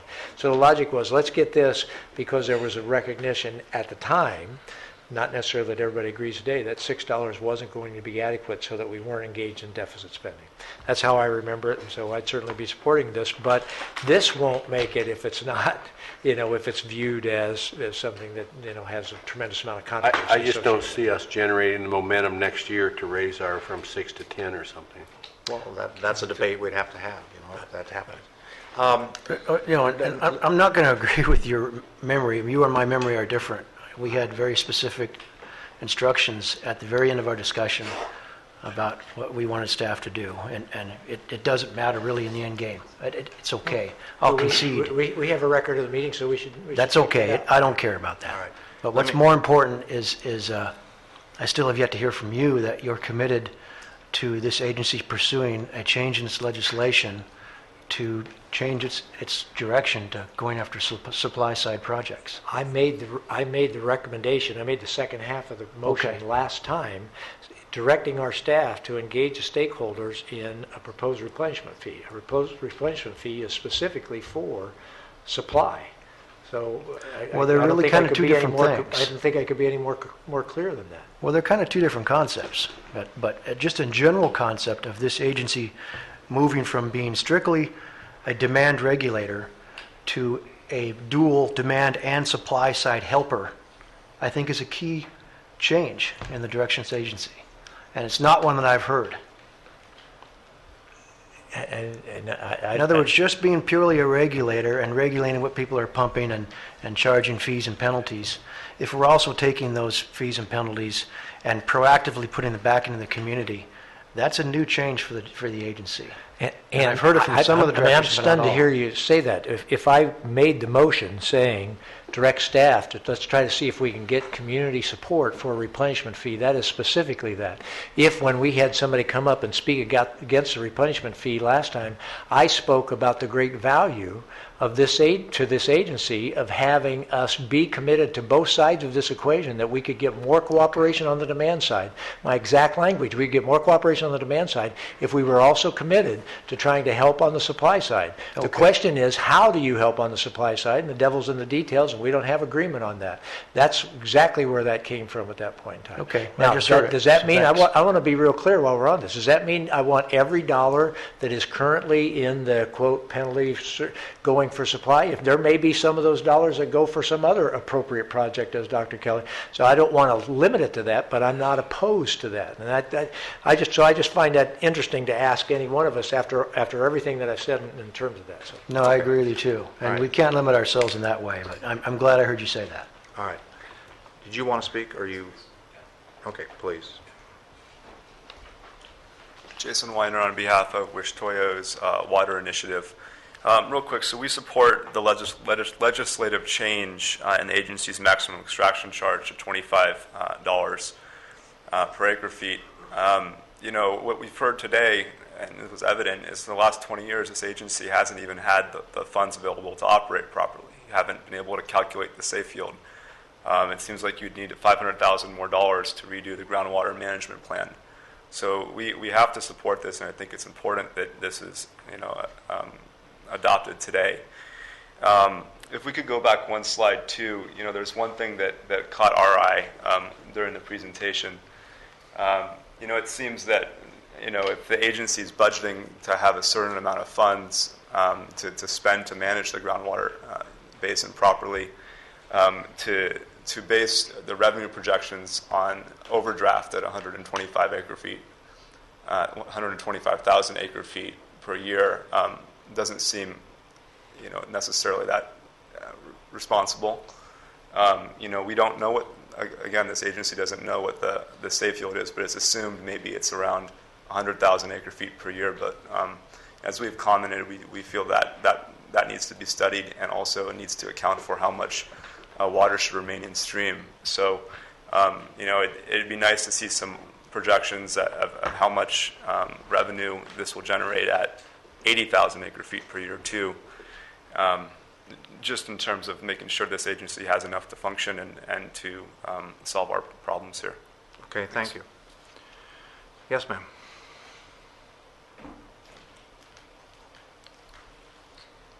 Again, Jeanette Lombardo. I think one thing everyone's forgetting is the governor has issued a drought ordinance, and we're currently under stage 2. What I would suggest is that we accept this today, because as was stated, this is what we all agreed, this piece of it, we need to get the budget in line. We should set up an ad hoc committee to start the discussion on the assessment district. The questions that we had last time was even if this was the governing body to be the assessment district. So there's clearly a lot of work that has to be done on that. If we resolve all those problems come fall, we can still submit legislation.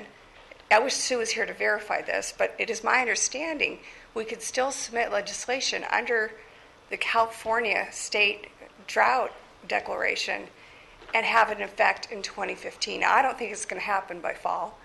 I think we're going to, if we could get this through effective January 2015 and hash out everything with the assessment district and have it in place by 2016, that should pull out nicely. So that's basically what I want to say. And besides, Mr. Bennett, it took 8 years for us to agree on anything. Please don't admit it in public forum because you're killing my business. All right, anybody else in the audience? John.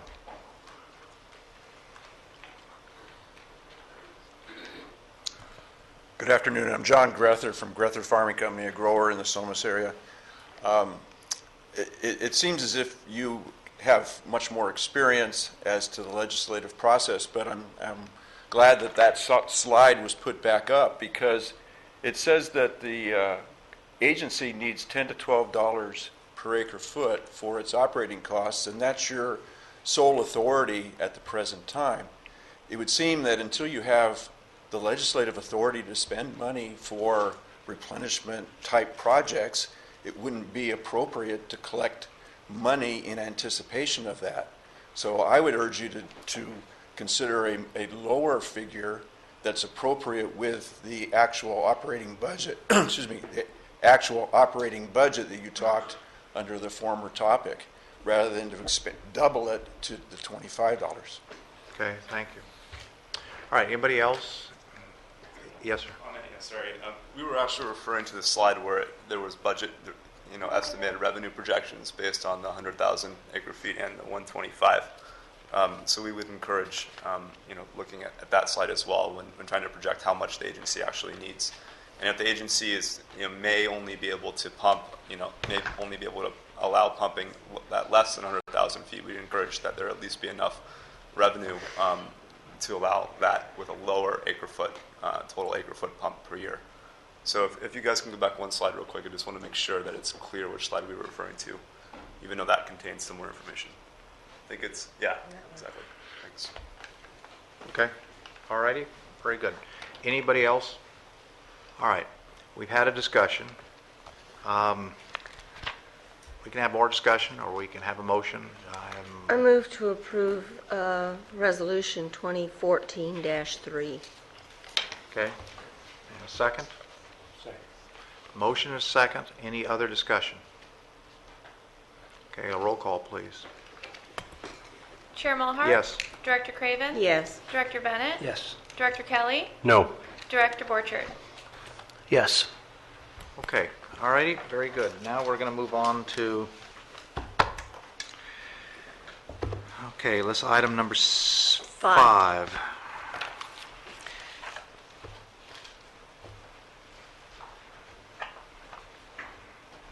Good afternoon, Chairman Mulhart and directors. For the record, my name is Kathleen Rydell. I'm here to present item 5, request for exception from temporary prohibition on new extraction facilities. Mr. Abe Rafia.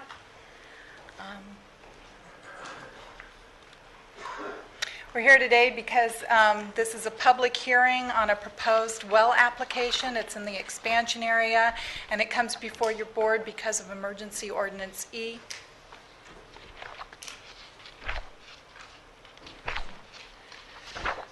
Emergency Ordinance E was adopted on April 11th, 2014. It's a temporary moratorium on issuance of well permits for new and expanded use of groundwater. Your board may grant exceptions to the moratorium on a case-by-case basis. The proposed well application, or the proposed well, is located in the expansion area. The parcel straddles the eastern and western management sub-areas. It currently is located in the Eastern Management Subarea, but I understand that they may want to relocate that well so someplace else on the parcel, so it may end up in the West Las Posas as it straddles. Okay, to note, let's see if I can, there is the proposed well location. As you see, it's in the expansion area, right in between the East Management, West Management.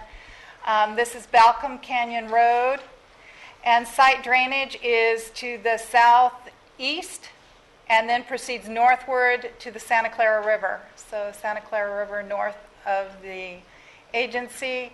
And the red line here is the agency boundary. And this is the edge, the black line represents the edge of the expansion area.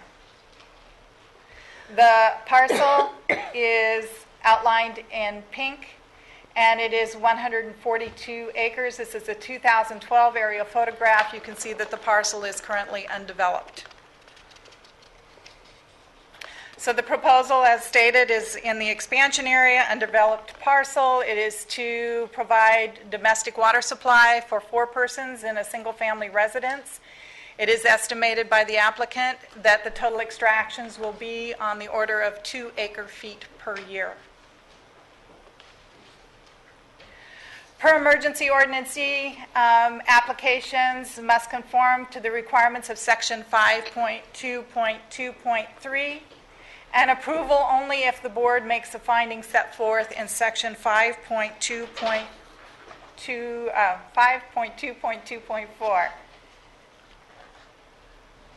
In summary, here are the responses to section 5.2.2.3 that was presented in your in the staff report, and the actual application is provided as item 5A in your board packet.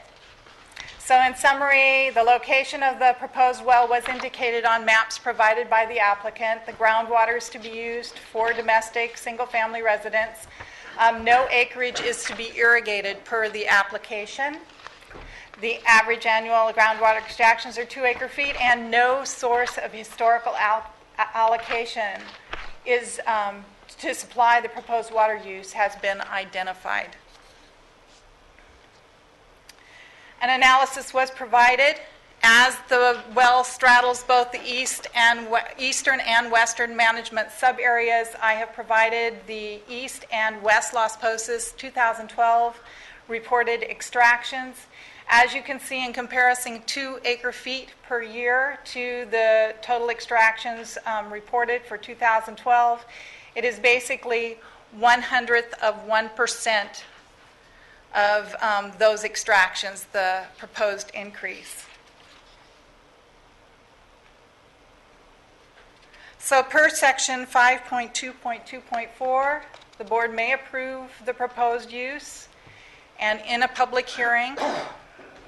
And if it finds that it will result in no net detriment to the basin or any subbasin or aquifer associated with the use by determining and the following findings. And if in granting the approval, if we jump down to 5.2.2.43, the board may impose any conditions as may be appropriate.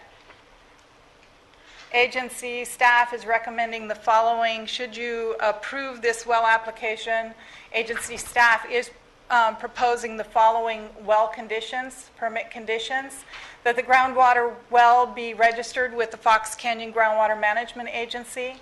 Operation of the well must comply with the ordinance code. A flow meter is to be installed and meet agency flow meter requirements. Groundwater extractions are limited to domestic use only, no agricultural irrigation, and are to be reported in semi-annual extraction statements. And the well shall be constructed with a sounding tube having a minimum diameter of 1.5 inches. Could I ask one question here? Sure. The well is limited to domestic use, not agricultural use or any irrigation at all. I know this is a small amount of water. You're talking about 2 acre-feet. Just my my background suggests it's about 1 acre-foot for a family. 2 acre-feet seems high for 4 people, but I'm turning to water experts around here that know better than I. I mean, is 2 acre-feet a generous amount for this setup? It's generally often assumed, I believe with United's reporting on their extraction reports, a half acre per foot per person. I know that that's generally half been... acre-foot per person? Okay, Right. that's probably where I have But it. it just depends on the amount of landscaping they'll be irrigating, if they're all in one household. That's not, we use the number of 0.5 per household. 0.5 per household. Sometimes 1 per household, but there are households with large lots and lots of landscaping that use But more this than is that. not supposed to be used for landscaping, correct? Agriculture, I thought. Oh, agricultural landscaping, but Right. they're regular landscaping. Okay, thank you. They have estimated the use as 2 acre-feet, so we're presenting the application as they have estimated the proposed water usage. So we are recommending these conditions. We believe the impact to the aquifers within the Fox Canyon Groundwater Management Agency will be negligible.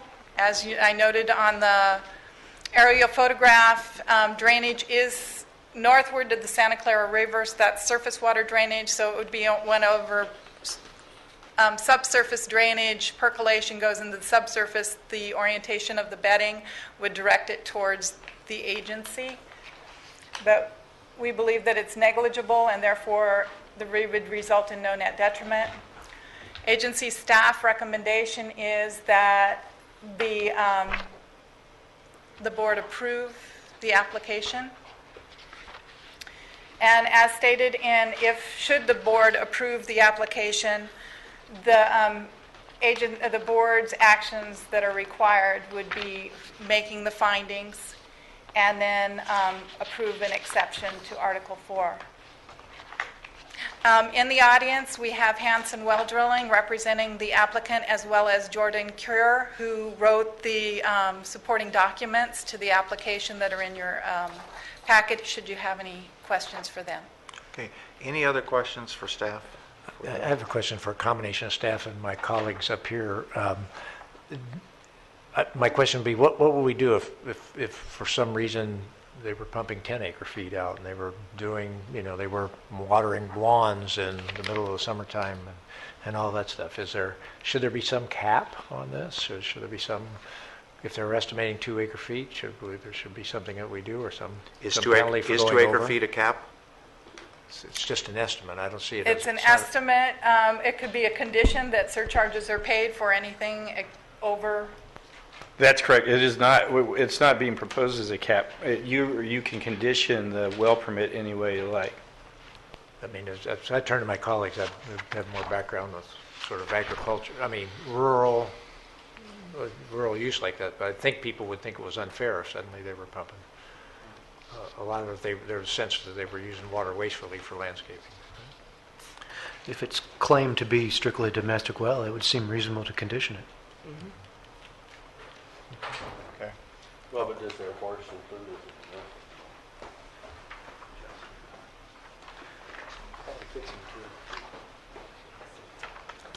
Okay. They're going to go 1,500 to 2,000 feet for this. That's a lot of money to put forward, well, that's a test well. He estimates that they'll find it at 15 to 2,000. All right, let me kind of interrupt for a second. I had Jessica go upstairs. This is slightly different than a public hearing because it's requiring us to make some findings and some other things and impose civil penalty. I mean, there's all kinds of things that come out of this. And Jessica sent me via Al a list of procedures here, and I forgot it. That's what she went upstairs and got for me just in time. So let me kind of go through this to follow what is being recommended. Okay, we've heard from agency staff. Is there anybody from the applicant that would like to speak on this issue?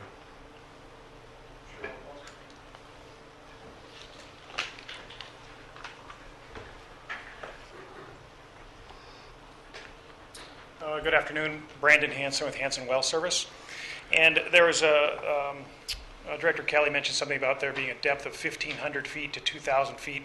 I believe that that's the depth, the maximum available depth of drilling, not really the proposed drilling depth. If you look at this, at the county permit, I think the proposed drilling depth is like 800 feet to 1,000 feet maybe. I don't recall, I don't have it in front of me. But it wasn't 1,500 to 2,000. And then secondly, if you look at all of the stuff that was prepared by Cure Groundwater, you'll notice that we're not even drilling into, or not even intending to drill into the Fox Canyon groundwater aquifer. So there's some minute possibility that the water that runs over the top of the ground when it rains there, might end up in the Fox Canyon one day. But the water that we're actually drilling for isn't within the Fox Canyon. I mean, it doesn't actually connect to the Fox Canyon basin.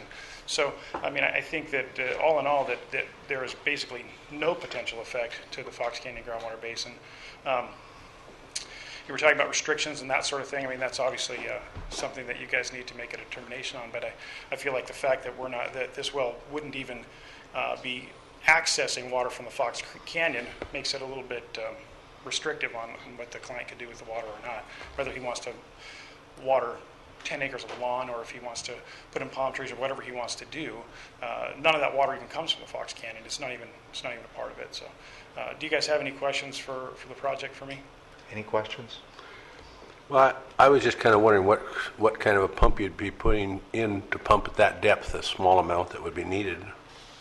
Well, it'll depend on pumping water levels and flow rates and that sort of thing. Could be anything from a 5 horsepower submersible pump to a 10 or 15 or something like that horsepower. The problem I had was the map is pretty blurry, so to know, but it almost looks like it's going to sit right on the ridge. Is that not true? It's the intent is to sit at the very bottom of the slope there, so that kind was of the right at the second toe choice? of the slope. Okay. Back in the canyon a ways there. Okay. Any other questions? Okay, thanks. Yep. All right. Are there any folks in favor of this permit who would like to speak? Are there any? Yes, sir.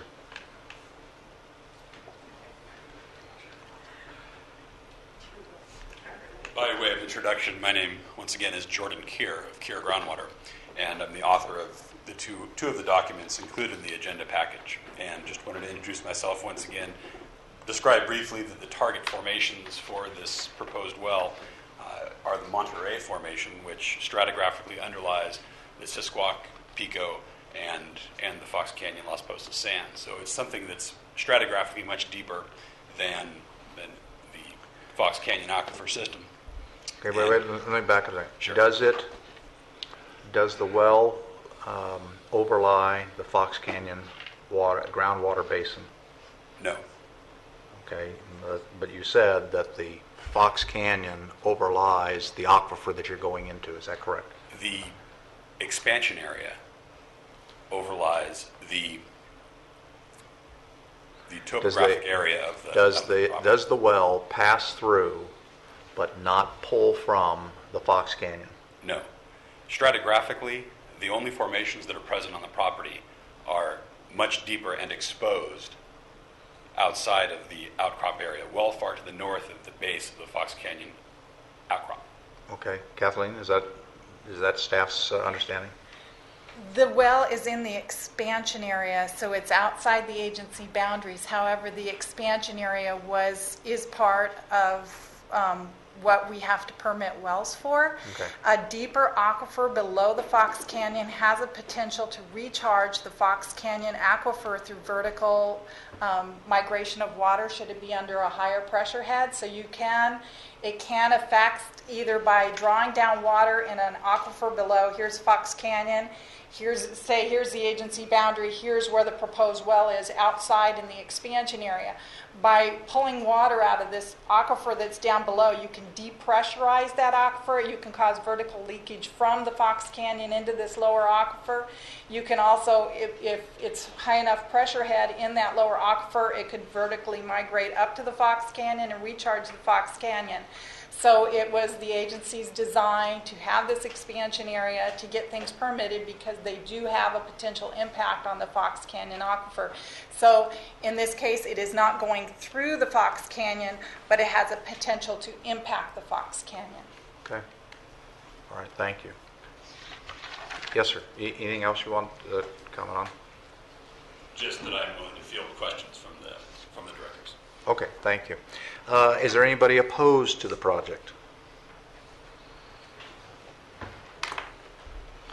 Okay. I guess, yeah, sorry. Oh, just real quickly, if this agency grants that well permit, we would like to see a prohibition on the use of pumped water for landscape irrigation. So that's our only comment. Okay. Just because it's a large property, there's a tremendous. Okay. Thank you, sir. We've heard the comment. Very good. Yes, sir. Well, in fact, it even has. You're lucky. Appellate's rebuttal, if any. So come on up.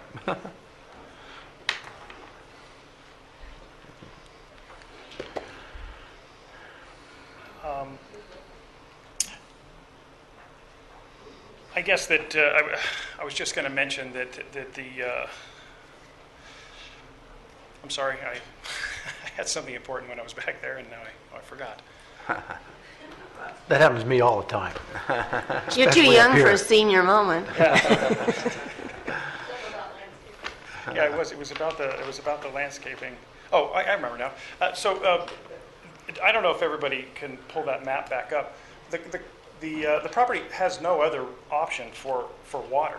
Like, he really can't buy water from a municipal. He can't pipe water in. So to restrict him from using any water for landscaping would be absurd in my opinion. I mean, he has no other potential for water on the property. I mean, if he had some ability to buy water from a municipal or something of that nature, I could see where maybe it would make some sense to put restrictions on it, but he doesn't. I mean, it's literally miles from anywhere. Okay. So that's what I have to say. All right. Very good. Thank you. Okay.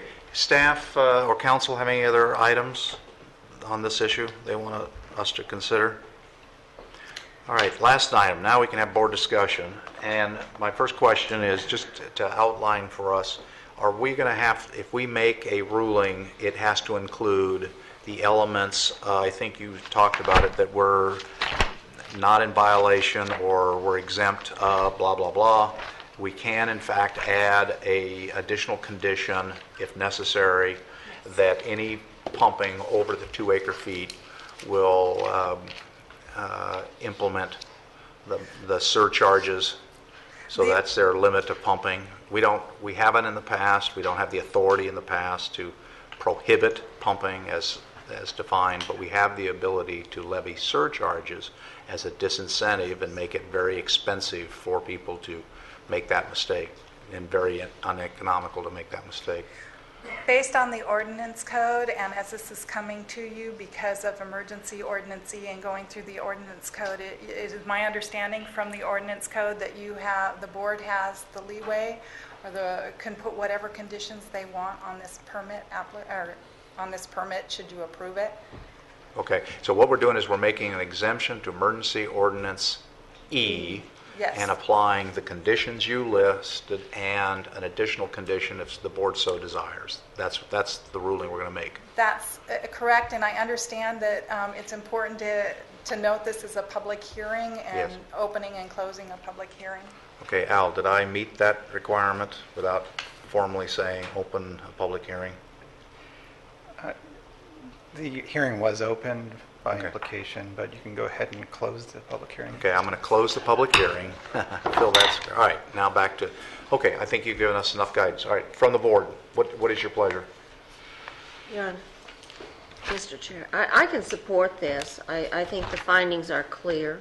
I do believe that we should add to the list of conditions on page 3 of the staff report, though, since they specified they were only going to be using 2 acre feet per year or less, that any pumping over 2 acre feet be subject to a surcharge. Okay, all right. Dave? I have no qualms with that condition. I don't know, but it seems to me we have the authority to regulate pumping. We cannot, except in this emergency ordinance situation, prevent people from drilling wells. And I don't think we can tell people how to use the water once they pull it up. But I think that the condition that Ms. Craven mentions is probably within our authority, so. Okay, Mike? Well, I'm kind of torn on this because if you notice that area, if you know that area at all, it's just about as barren as a place can get. And so I see the need for a tree and a rose bush or something, which is more, I guess you could call it, we'll flush not just gray water, but groundwater. Or not groundwater, brown water. But they're going to have to do a lot of recycling to live with it too. Out of deference to the fact they're going to put a house on there, I would make it something more like maybe 5 or something that would be before they'd really get a penalty. But I'm being too kind to them maybe. Everybody else can have an opinion, but I just see, if I was building a house up there, I don't know what I would do. I probably would be to truck in water, if nothing else, I guess you could. But so I'll wait till you guys go around and I'll decide what I'm going to vote. Okay. Steve? I would vote to support the recommendation with Director Craven's additional exception in there. I think 2 is appropriate. That's what they're saying. It's that we live in an area where you have to use water really preciously. Okay, I would support Charlotte, if you want to make the motion. Okay, I will move to approve the application for exception to Article 4 of Emergency Ordinance E, subject to the condition, with the findings listed on pages 2 and 3 of the staff report, and subject to the conditions listed on page 3 of the staff report, with the addition of condition number 6, that any pumping over 2 acre-feet will be subject to surcharges. Okay, that's your motion? Yes. A second? I'll second that. Okay, a motion, a second. Any other discussion? Okay, roll call. Chair Mulhart? Yes. Director Craven? Yes. Director Bennett? Yes. Director Kelly? Yes. Director Borchard? Yes. Okay, all right, let's go to item number 7.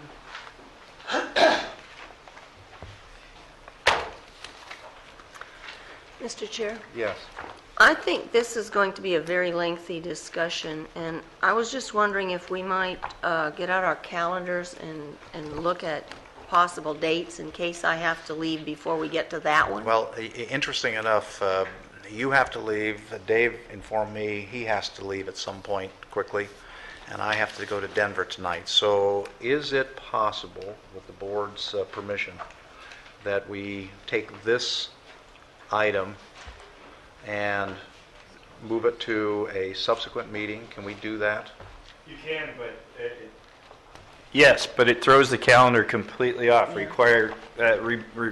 Remember how tight the calendar was, and it even required an extra meeting in August. So if you were to delay this until July, that pushes everything past December. Okay. So the item 9 deals with special board meetings, and it was put there per Director Craven's request. You may want to consider that first and then come back. Okay. That's what I was asking. Talking about item 6 delaying or item 7? Item 6 was taken what they off. were talking about delaying. All All right, item here's what I'd like to do if we can, because I think it's important that we talk about item 8 and 9, and then depending on how much time we have after 9 to deal with 7.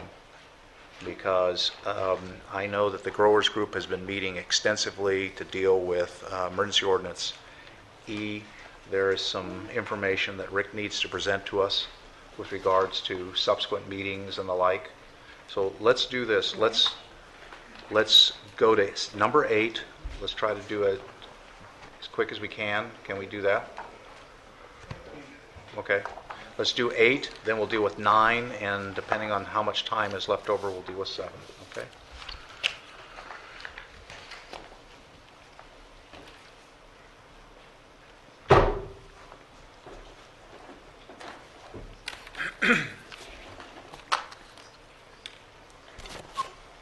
So let's see if we can get through it really quickly here.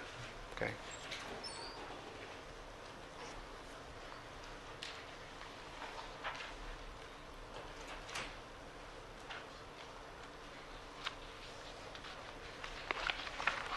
while you're waiting for the slide to come up, just give us the highlights from yours.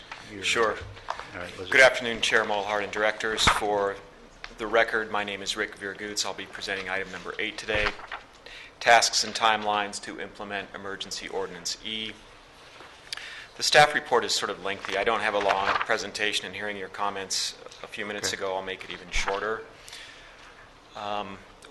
But let me interrupt then to help move it on. In the staff report, there is a detailed list of software changes for Emergency Ordinance E and the timeline and the schedule for that. There's a detailed report of group grower meetings, which I think, and M&I group meetings of what they've been doing. Again, more software and filing issues and website updates. So based on staff's report, I'm seeing a whole bunch of tasks going on. And I think the one issue that you raised to me is that within this giant report, which is very detailed and thorough, is that you have a meeting coming up on the 10th of July. Is that the one you want to talk about now for guidance? I wanted to mention that part of the effort with Emergency Ordinance E is to have some workshops to describe to the growers how to properly report and use the new forms. So we're going to have that first workshop on July 10th. And I wanted to make sure that you were aware of it and that we were marching forward with that. Okay, and I have a note here. Workshop date is July 10th from 9 till 10, or 9 to 11 in the Government Center's multi-purpose room, which is... That's right. It's upstairs that way. Well, it's in this corner, isn't it? Yes. Yeah. Yeah. It's in the corner. Your arm didn't go far enough to the right. Okay? Yes. So it's going to be up in that section from 9 to 11. There's a variety of things. There are going to be some growers there that have been very active on the forums and the like. Staff's going to make a report. I've been asked to come and talk about some issues, so I have somewhat of an outline here in front of me. That's what I'm referencing. Right. So let's make sure everybody knows that. Okay? Yeah, we'll be working through a couple examples for different crops, showing people how to run the numbers and do the forms, that type of thing. Okay. As I go through this, and as members of the board have had a chance to look at software changes and other items, grower, and this listing here, do board members have any specific questions or concerns or guidance on any of these things that they want to talk about? Okay. Does anybody in the audience who have had a chance to look at the agenda want to go through any of these items or talk about any of these items? Yes, sir. Just on that, it would be helpful for that. Over to the mic. We got to get you on tape. There we go. Hi, Jason Weiner with Wish Toyo's Water Initiative. I think it would be helpful for the July 10th workshop for there to be an attendance list if there's not already going to be one. I don't know if there's a requirement for all growers to attend or only it's voluntary, but it would be nice to see everyone there so we can get the reporting straight. Okay. I'm not sure that anybody in the universe has the authority to order all growers to be there. So we're putting as broad-based announcement as we can. There have been some very significant growers that have been talking to their fellow growers. Farm Bureau is there. The Ag Resources are there. Members of the LPUG group have been at some of those meetings. So it's gotten a lot of publicity, and depending on who shows up, it's who shows up. If we have to do more outreach, we'll do more outreach, but let's see what it goes. As for the benefit of everybody, it's certainly appropriate to have sign-in list. It's illegal to require somebody to even sign in for a public meeting. We can't require somebody to sign in to be here at this meeting, so, yeah, so we wouldn't be able to require growers to sign in. Okay. I saw, John, did you want to say something?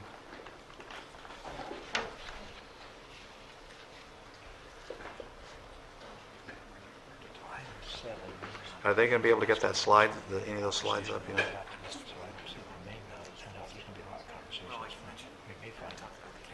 Oh, okay. We may not need it. We may go right to item 9. But, okay. There Okay. were That's not set. John just mentioned to me, Oh, we don't? wondered if I was going to mention some of the things that we've been discussing at the growers group. Okay. And I did want to mention that, well, there were a couple things. One of them has to do with what the board is going to do in February. Emergency Ordinance E talks about the board taking action in February potentially and reducing the irrigation allowances for the crops. And exactly what kind of information your board will have at its disposal at that point is not exactly clear, but it probably wouldn't be as much as what we would like to have.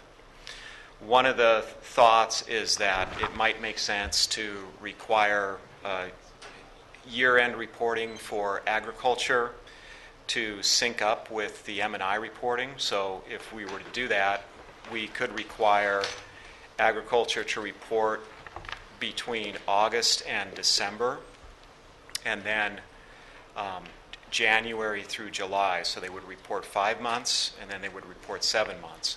What that would do is that would keep the database in sync, so we have an annual roll-up of pumping that can be compared to the previous year. So that's an approach that we're looking at that may help the board in February when it looks to see if it has evidence of reductions in pumping. One of the other issues that came up had to do with a cap on the irrigation allowances and whether or not there is a cap. We need to work harder to explain that. It's fairly clear that there's a cap for permanent crops. An avocado orchard has a certain amount of water available per year. That can be looked at as a cap. It gets a little bit more complicated with seasonal crops, crops that are rotated in, vegetable crops that come in and go out and come in and go out. In February, Dr. Stiles helped us look at that a little bit, and he recommended a cap for what he calls year-round vegetables. And that's actually in the table that your board has adopted. But we need to work a little bit harder to make that clear. Outside of those two crop categories that I told you, though, the issue of whether or not a cap exists gets a little bit muddy. And it's likely that in the future, people will come to your board with other crop scenarios that we haven't considered that may allocate 4, 5, 6 acre feet of water, depending on what the growers indicate they can grow.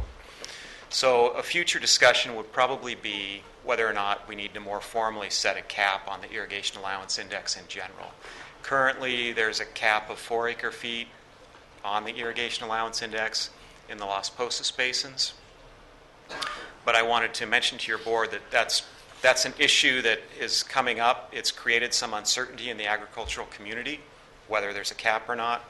And so as we move forward, we may be talking to your board about setting a more formal cap. Okay, Mike? Rick, are you talking about with Dr. Stiles, the notation that was at the banner on the top that had year-round crop numbers? That's right. One of them said spring vegetables, right. Summer, fall. That was, go ahead. Those seem like an acceptable, I mean, the discussion at the time gave me the impression that we'd accepted that chart, therefore we accepted those maxes. Yes. What I'm just trying to point out is that as we move forward, there might be people that say, well, I can do that plus this. I can grow this 4th crop or 5th crop. And Rick, a year's a year. You can't, it doesn't matter what you do. You might mention what those numbers were. As I recall in that table, weren't they like 3 for... Yeah, they were 3 acre. So the growers are coming in and saying, well, Edgar, for example, says, I can do 3 celeries in a year easily. That's 2 acre feet per round for a total of 6. But as I read the chart, he was limited to the 3 point whatever. There you go. Irrespective whether he planted 10 times, there you it go. would still be 3. There you go. That's the issue. Well, I thought this was a settled issue. Okay.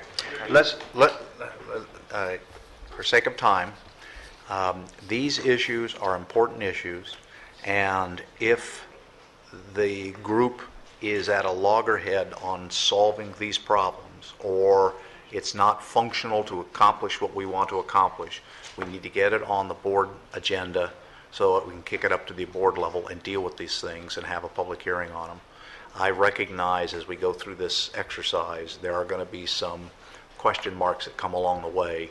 This is not a perfect science. It's a work in progress. I get all of that. But we need to have a methodology to resolve these issues as quick as we can. And if the grower group is at a log jam, then we got to have some exit strategy so we aren't stuck at that log jam. So use whatever tools you have. We'll get those issues to you. The problem is that some of these are contextual, so we need to bring the context as well as the problem.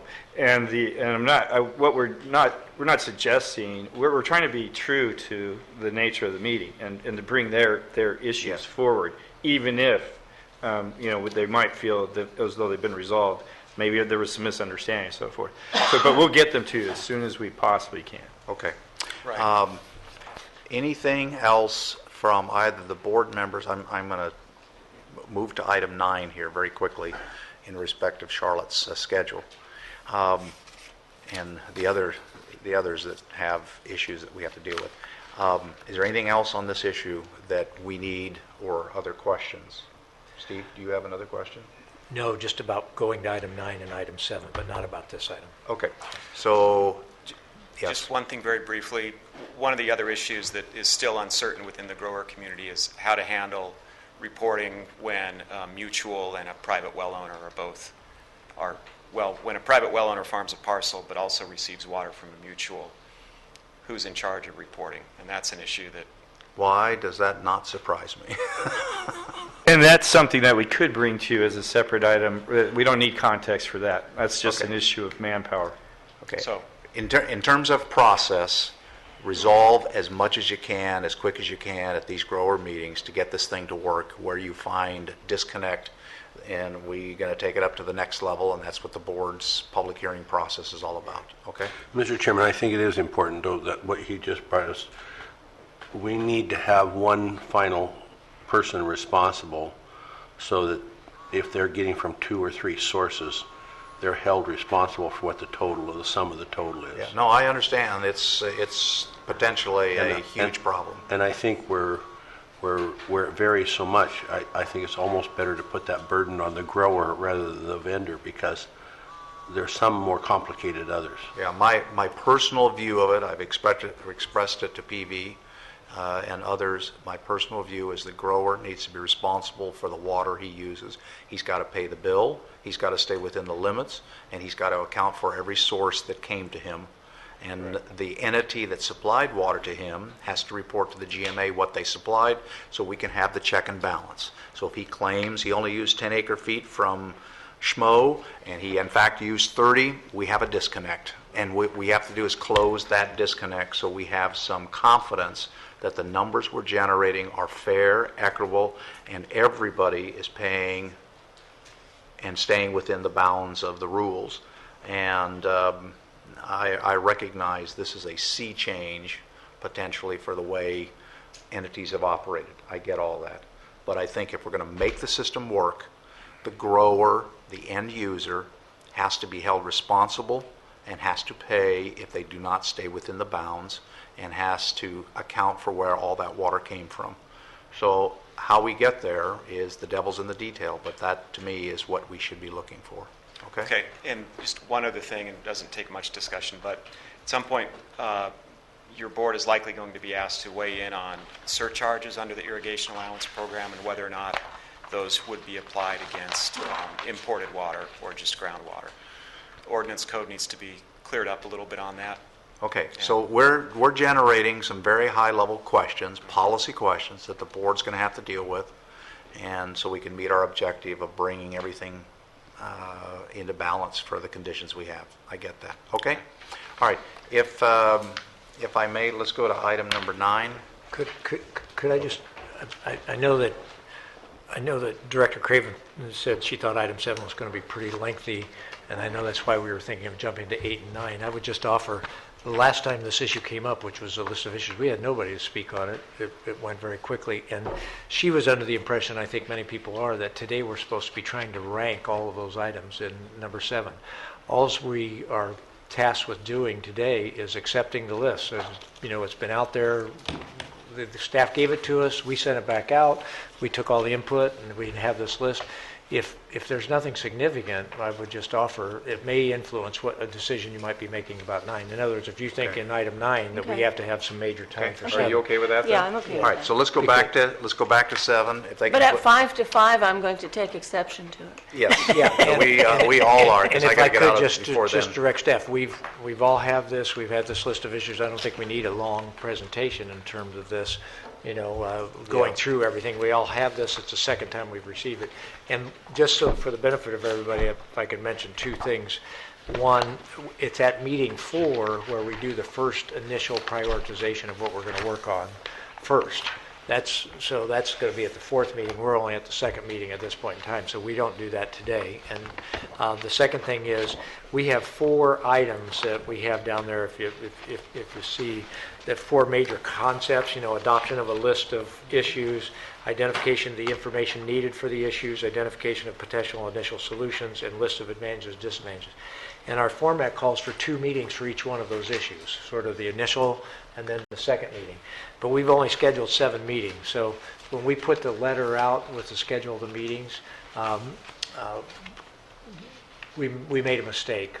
And I just would suggest that we just fix that one mistake, and I believe it's at the 6th meeting. So really, we have to schedule 8 meetings for this. It's not something that influences what we're doing today. But if just when we come back next month, if we have the appropriate schedule so everybody knows where we are and we get that out, I think that would make the most sense. We don't want to change the approach. We want to keep this very consistent, This issue gets 2 meetings, the next issue gets 2 meetings as we go forward. So anyway. Okay, so all right, well, with that, Gerhard. Yes, if we can bring up the presentation, sorry. it's very short, very brief, and I won't repeat. Hold on, Jessica. Yes.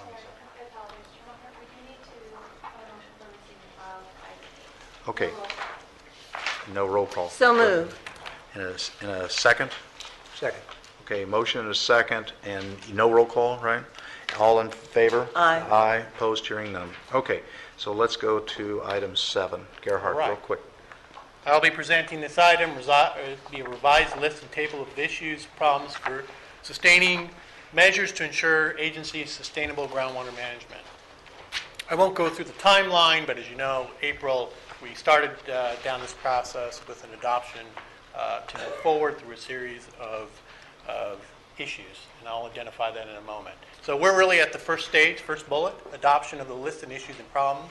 Director Bennett mentioned the next stage will then be identification of the information needed for each of the issue problems, studies, costs, timeline, move then to potential initial solutions, and then lastly, some of the advantages and disadvantages of each solution. So at the May meeting, we did what you asked us to do. We created a draft initial list. We also received several other lists and comments and suggested changes were provided at the meeting. Based on that direction received from the board, on June 5th, we sent out via email a revised list, actually a table, table format. That's attached as item 7A with a request for public input. The issue table was listed per issue, a description of the issue, a category of the issue, whether it was legislative policy or operations, and a priority ranking or a request for that. And then under the description column, a narrative was provided to provide a problem statement. And we spent a fair amount of time, I did, to clarify that as much as possible, to articulate the issue as clear as possible. It's a significant improvement. Thank you. Thanks. So, June 5th request was that the folks look at this table, give us any of their feedback, rank them, whether it's high, medium, or low in the priority ranking column, and we requested that list table and those comments, suggestions come back to us by 8 a.m. today. And that was to honor the 3-week process we had outlined before, that they have the entire 3-week time frame. So we received 2 comments, of which we provided to you, the board, today. So the first one is from Soma Pacific Ag, Sam McIntyre. And I didn't see any additional issues or problems that were listed. There were priorities that he submitted to us, so we have those. We received from Ventura Coastkeeper this morning their letter, and that letter is also provided to you. And so I've tried to summarize in the 4 bullets where their issues were, and I've tried to match where we could match them up within the specific table, how we feel that they will be addressed in some shape and form with the existing issues that we've outlined. So safe yield determination, if you look at the table, there's a A2 and A3 where we talk about safe yield determinations in the groundwater model. When you look at the study for a request for study for the level of water use per crop type and best available efficiency and conservation technology, we believe some of that is being addressed through the implementation of Emergency Ordinance E. If you recall, that requires, and Rick just gave a shortened description of what is being accomplished, but we have a table. We had the Dr. Stiles and the Cal Poly folks create that table, and that table was reduced by 25% through Emergency Ordinance E to wean out those efficiencies. Similarly, there's a request for an interim ordinance requiring growers to limit water use to best available technology. Again, we feel this is handled through implementation of Emergency Ordinance E. We will look when some of those reports come in next year and look to see what kind of water savings that we are realizing. And then the last one is the allocation system and the groundwater management plan and some enforceable measures to prevent withdrawals in excess of state safe yield. We believe those will be addressed through item number A2, which again is a safe yield determination.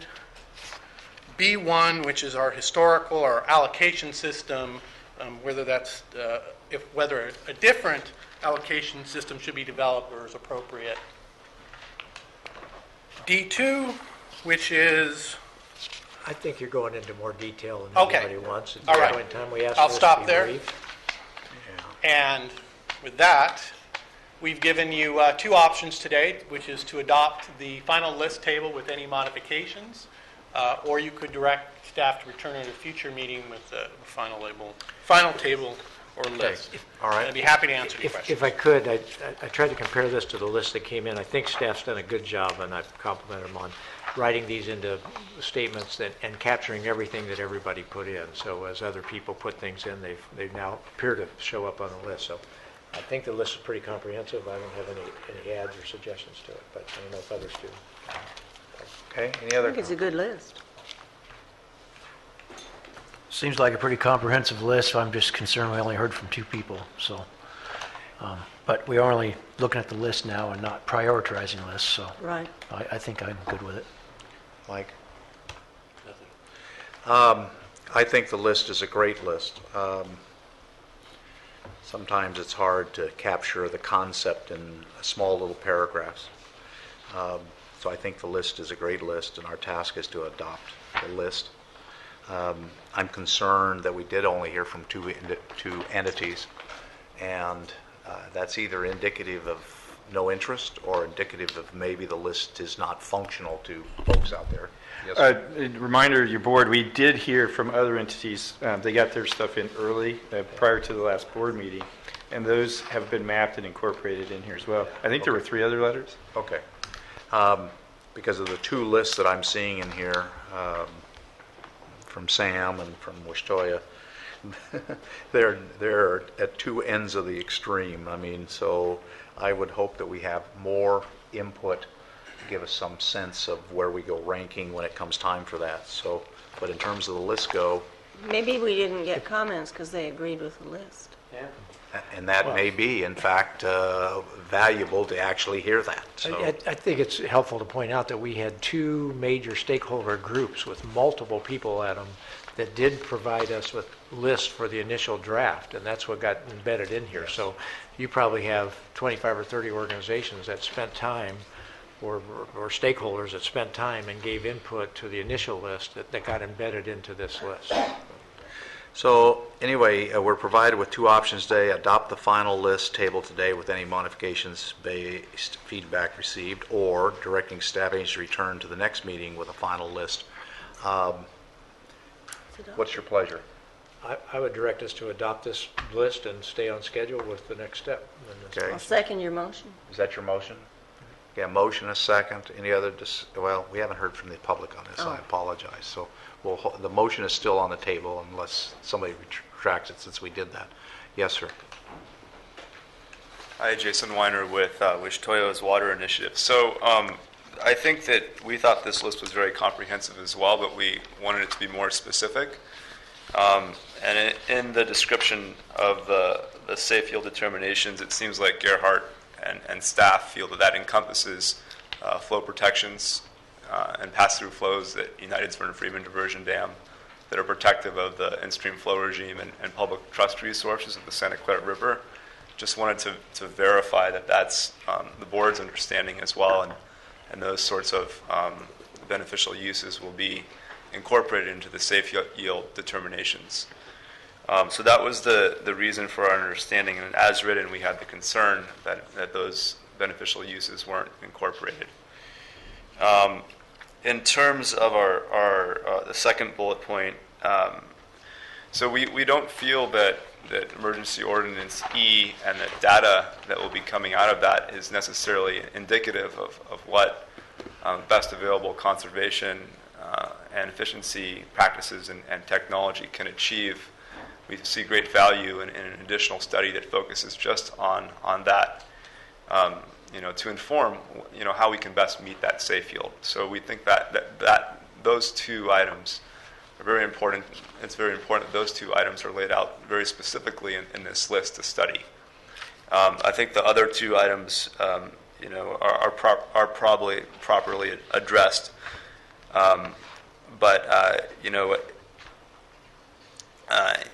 I guess the interim ordinances and enforcement measures can come at a later time. So those are our comments. Thank you. Okay, thank you. Anybody else?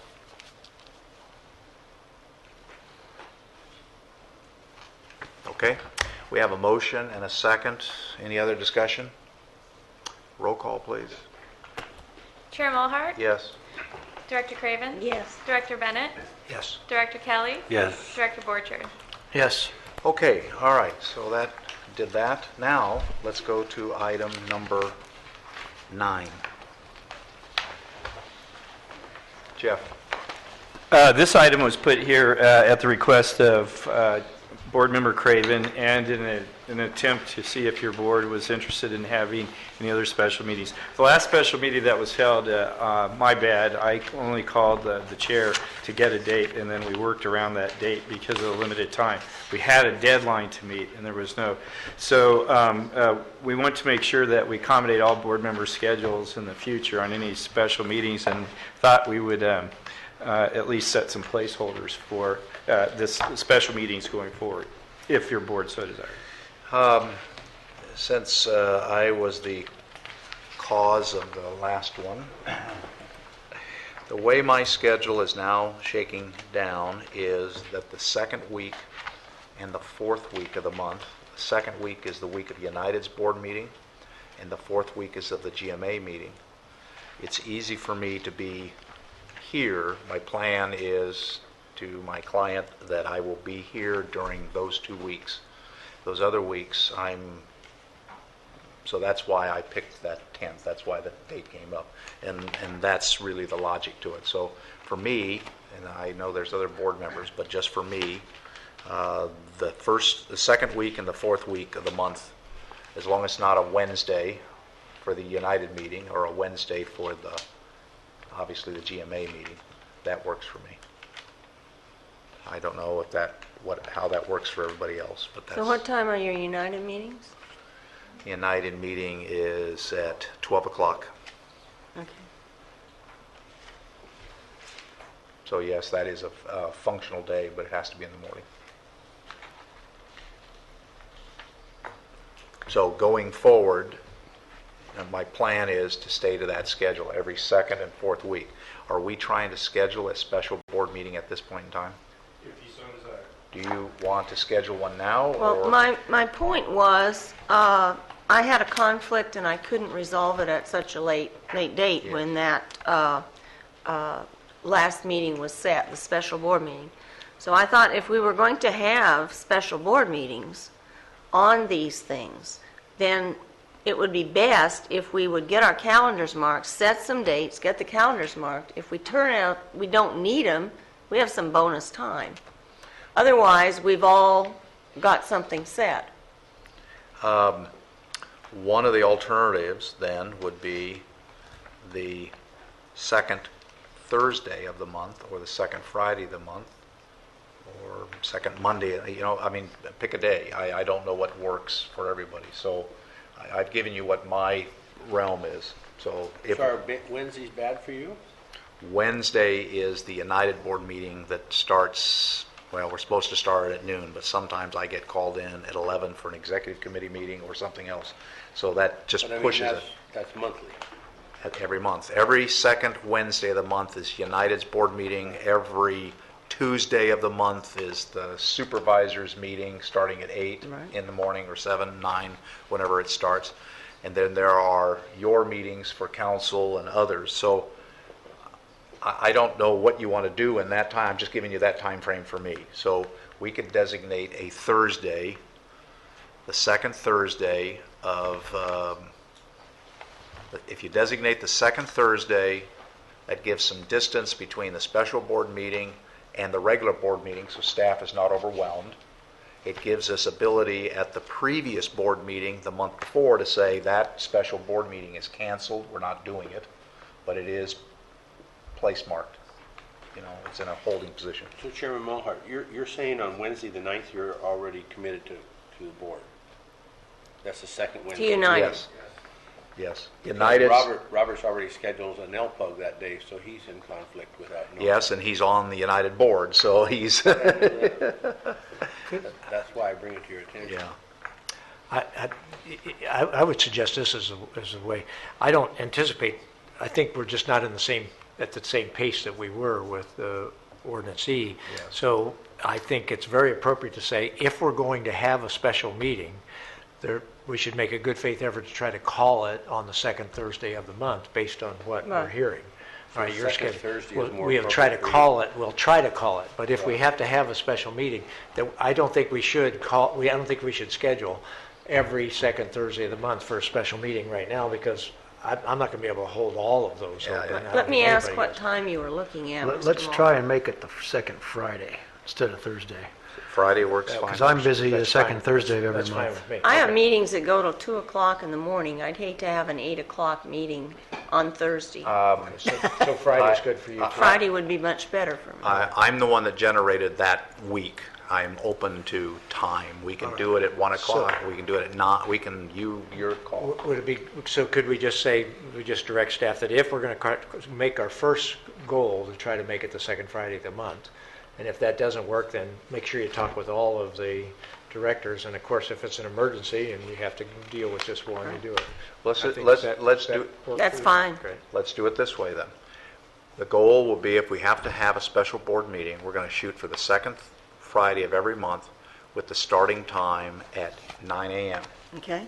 The That's good. alternate starting time is 1 p.m. So that we'll know. So if you got something going in the morning, then we're going to have to jump it to the afternoon. So that's the best option we have So right now. 9 in the morning or? 1 in the afternoon, or 1:30. What works better? 1:30? 1:30 works better. Okay. So right now we're not going to schedule any special board meetings. We are just pigeonholing a concept that if we have a special board meeting, it'll be the second Friday of the month, either at the a.m. start time of 9 or the 1:30 start time for the p.m.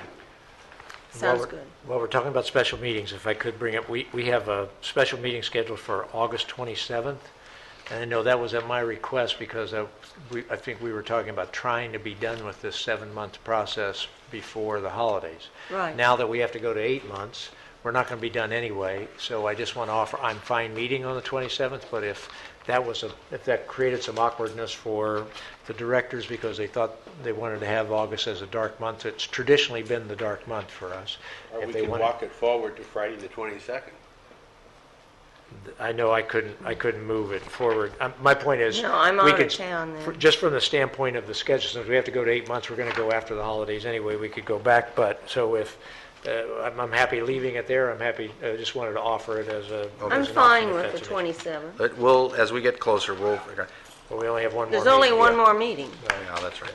I'm okay with the August 22nd Is date. everybody okay with the 27th? Just for everybody's, I will not be at the July 23rd board meeting.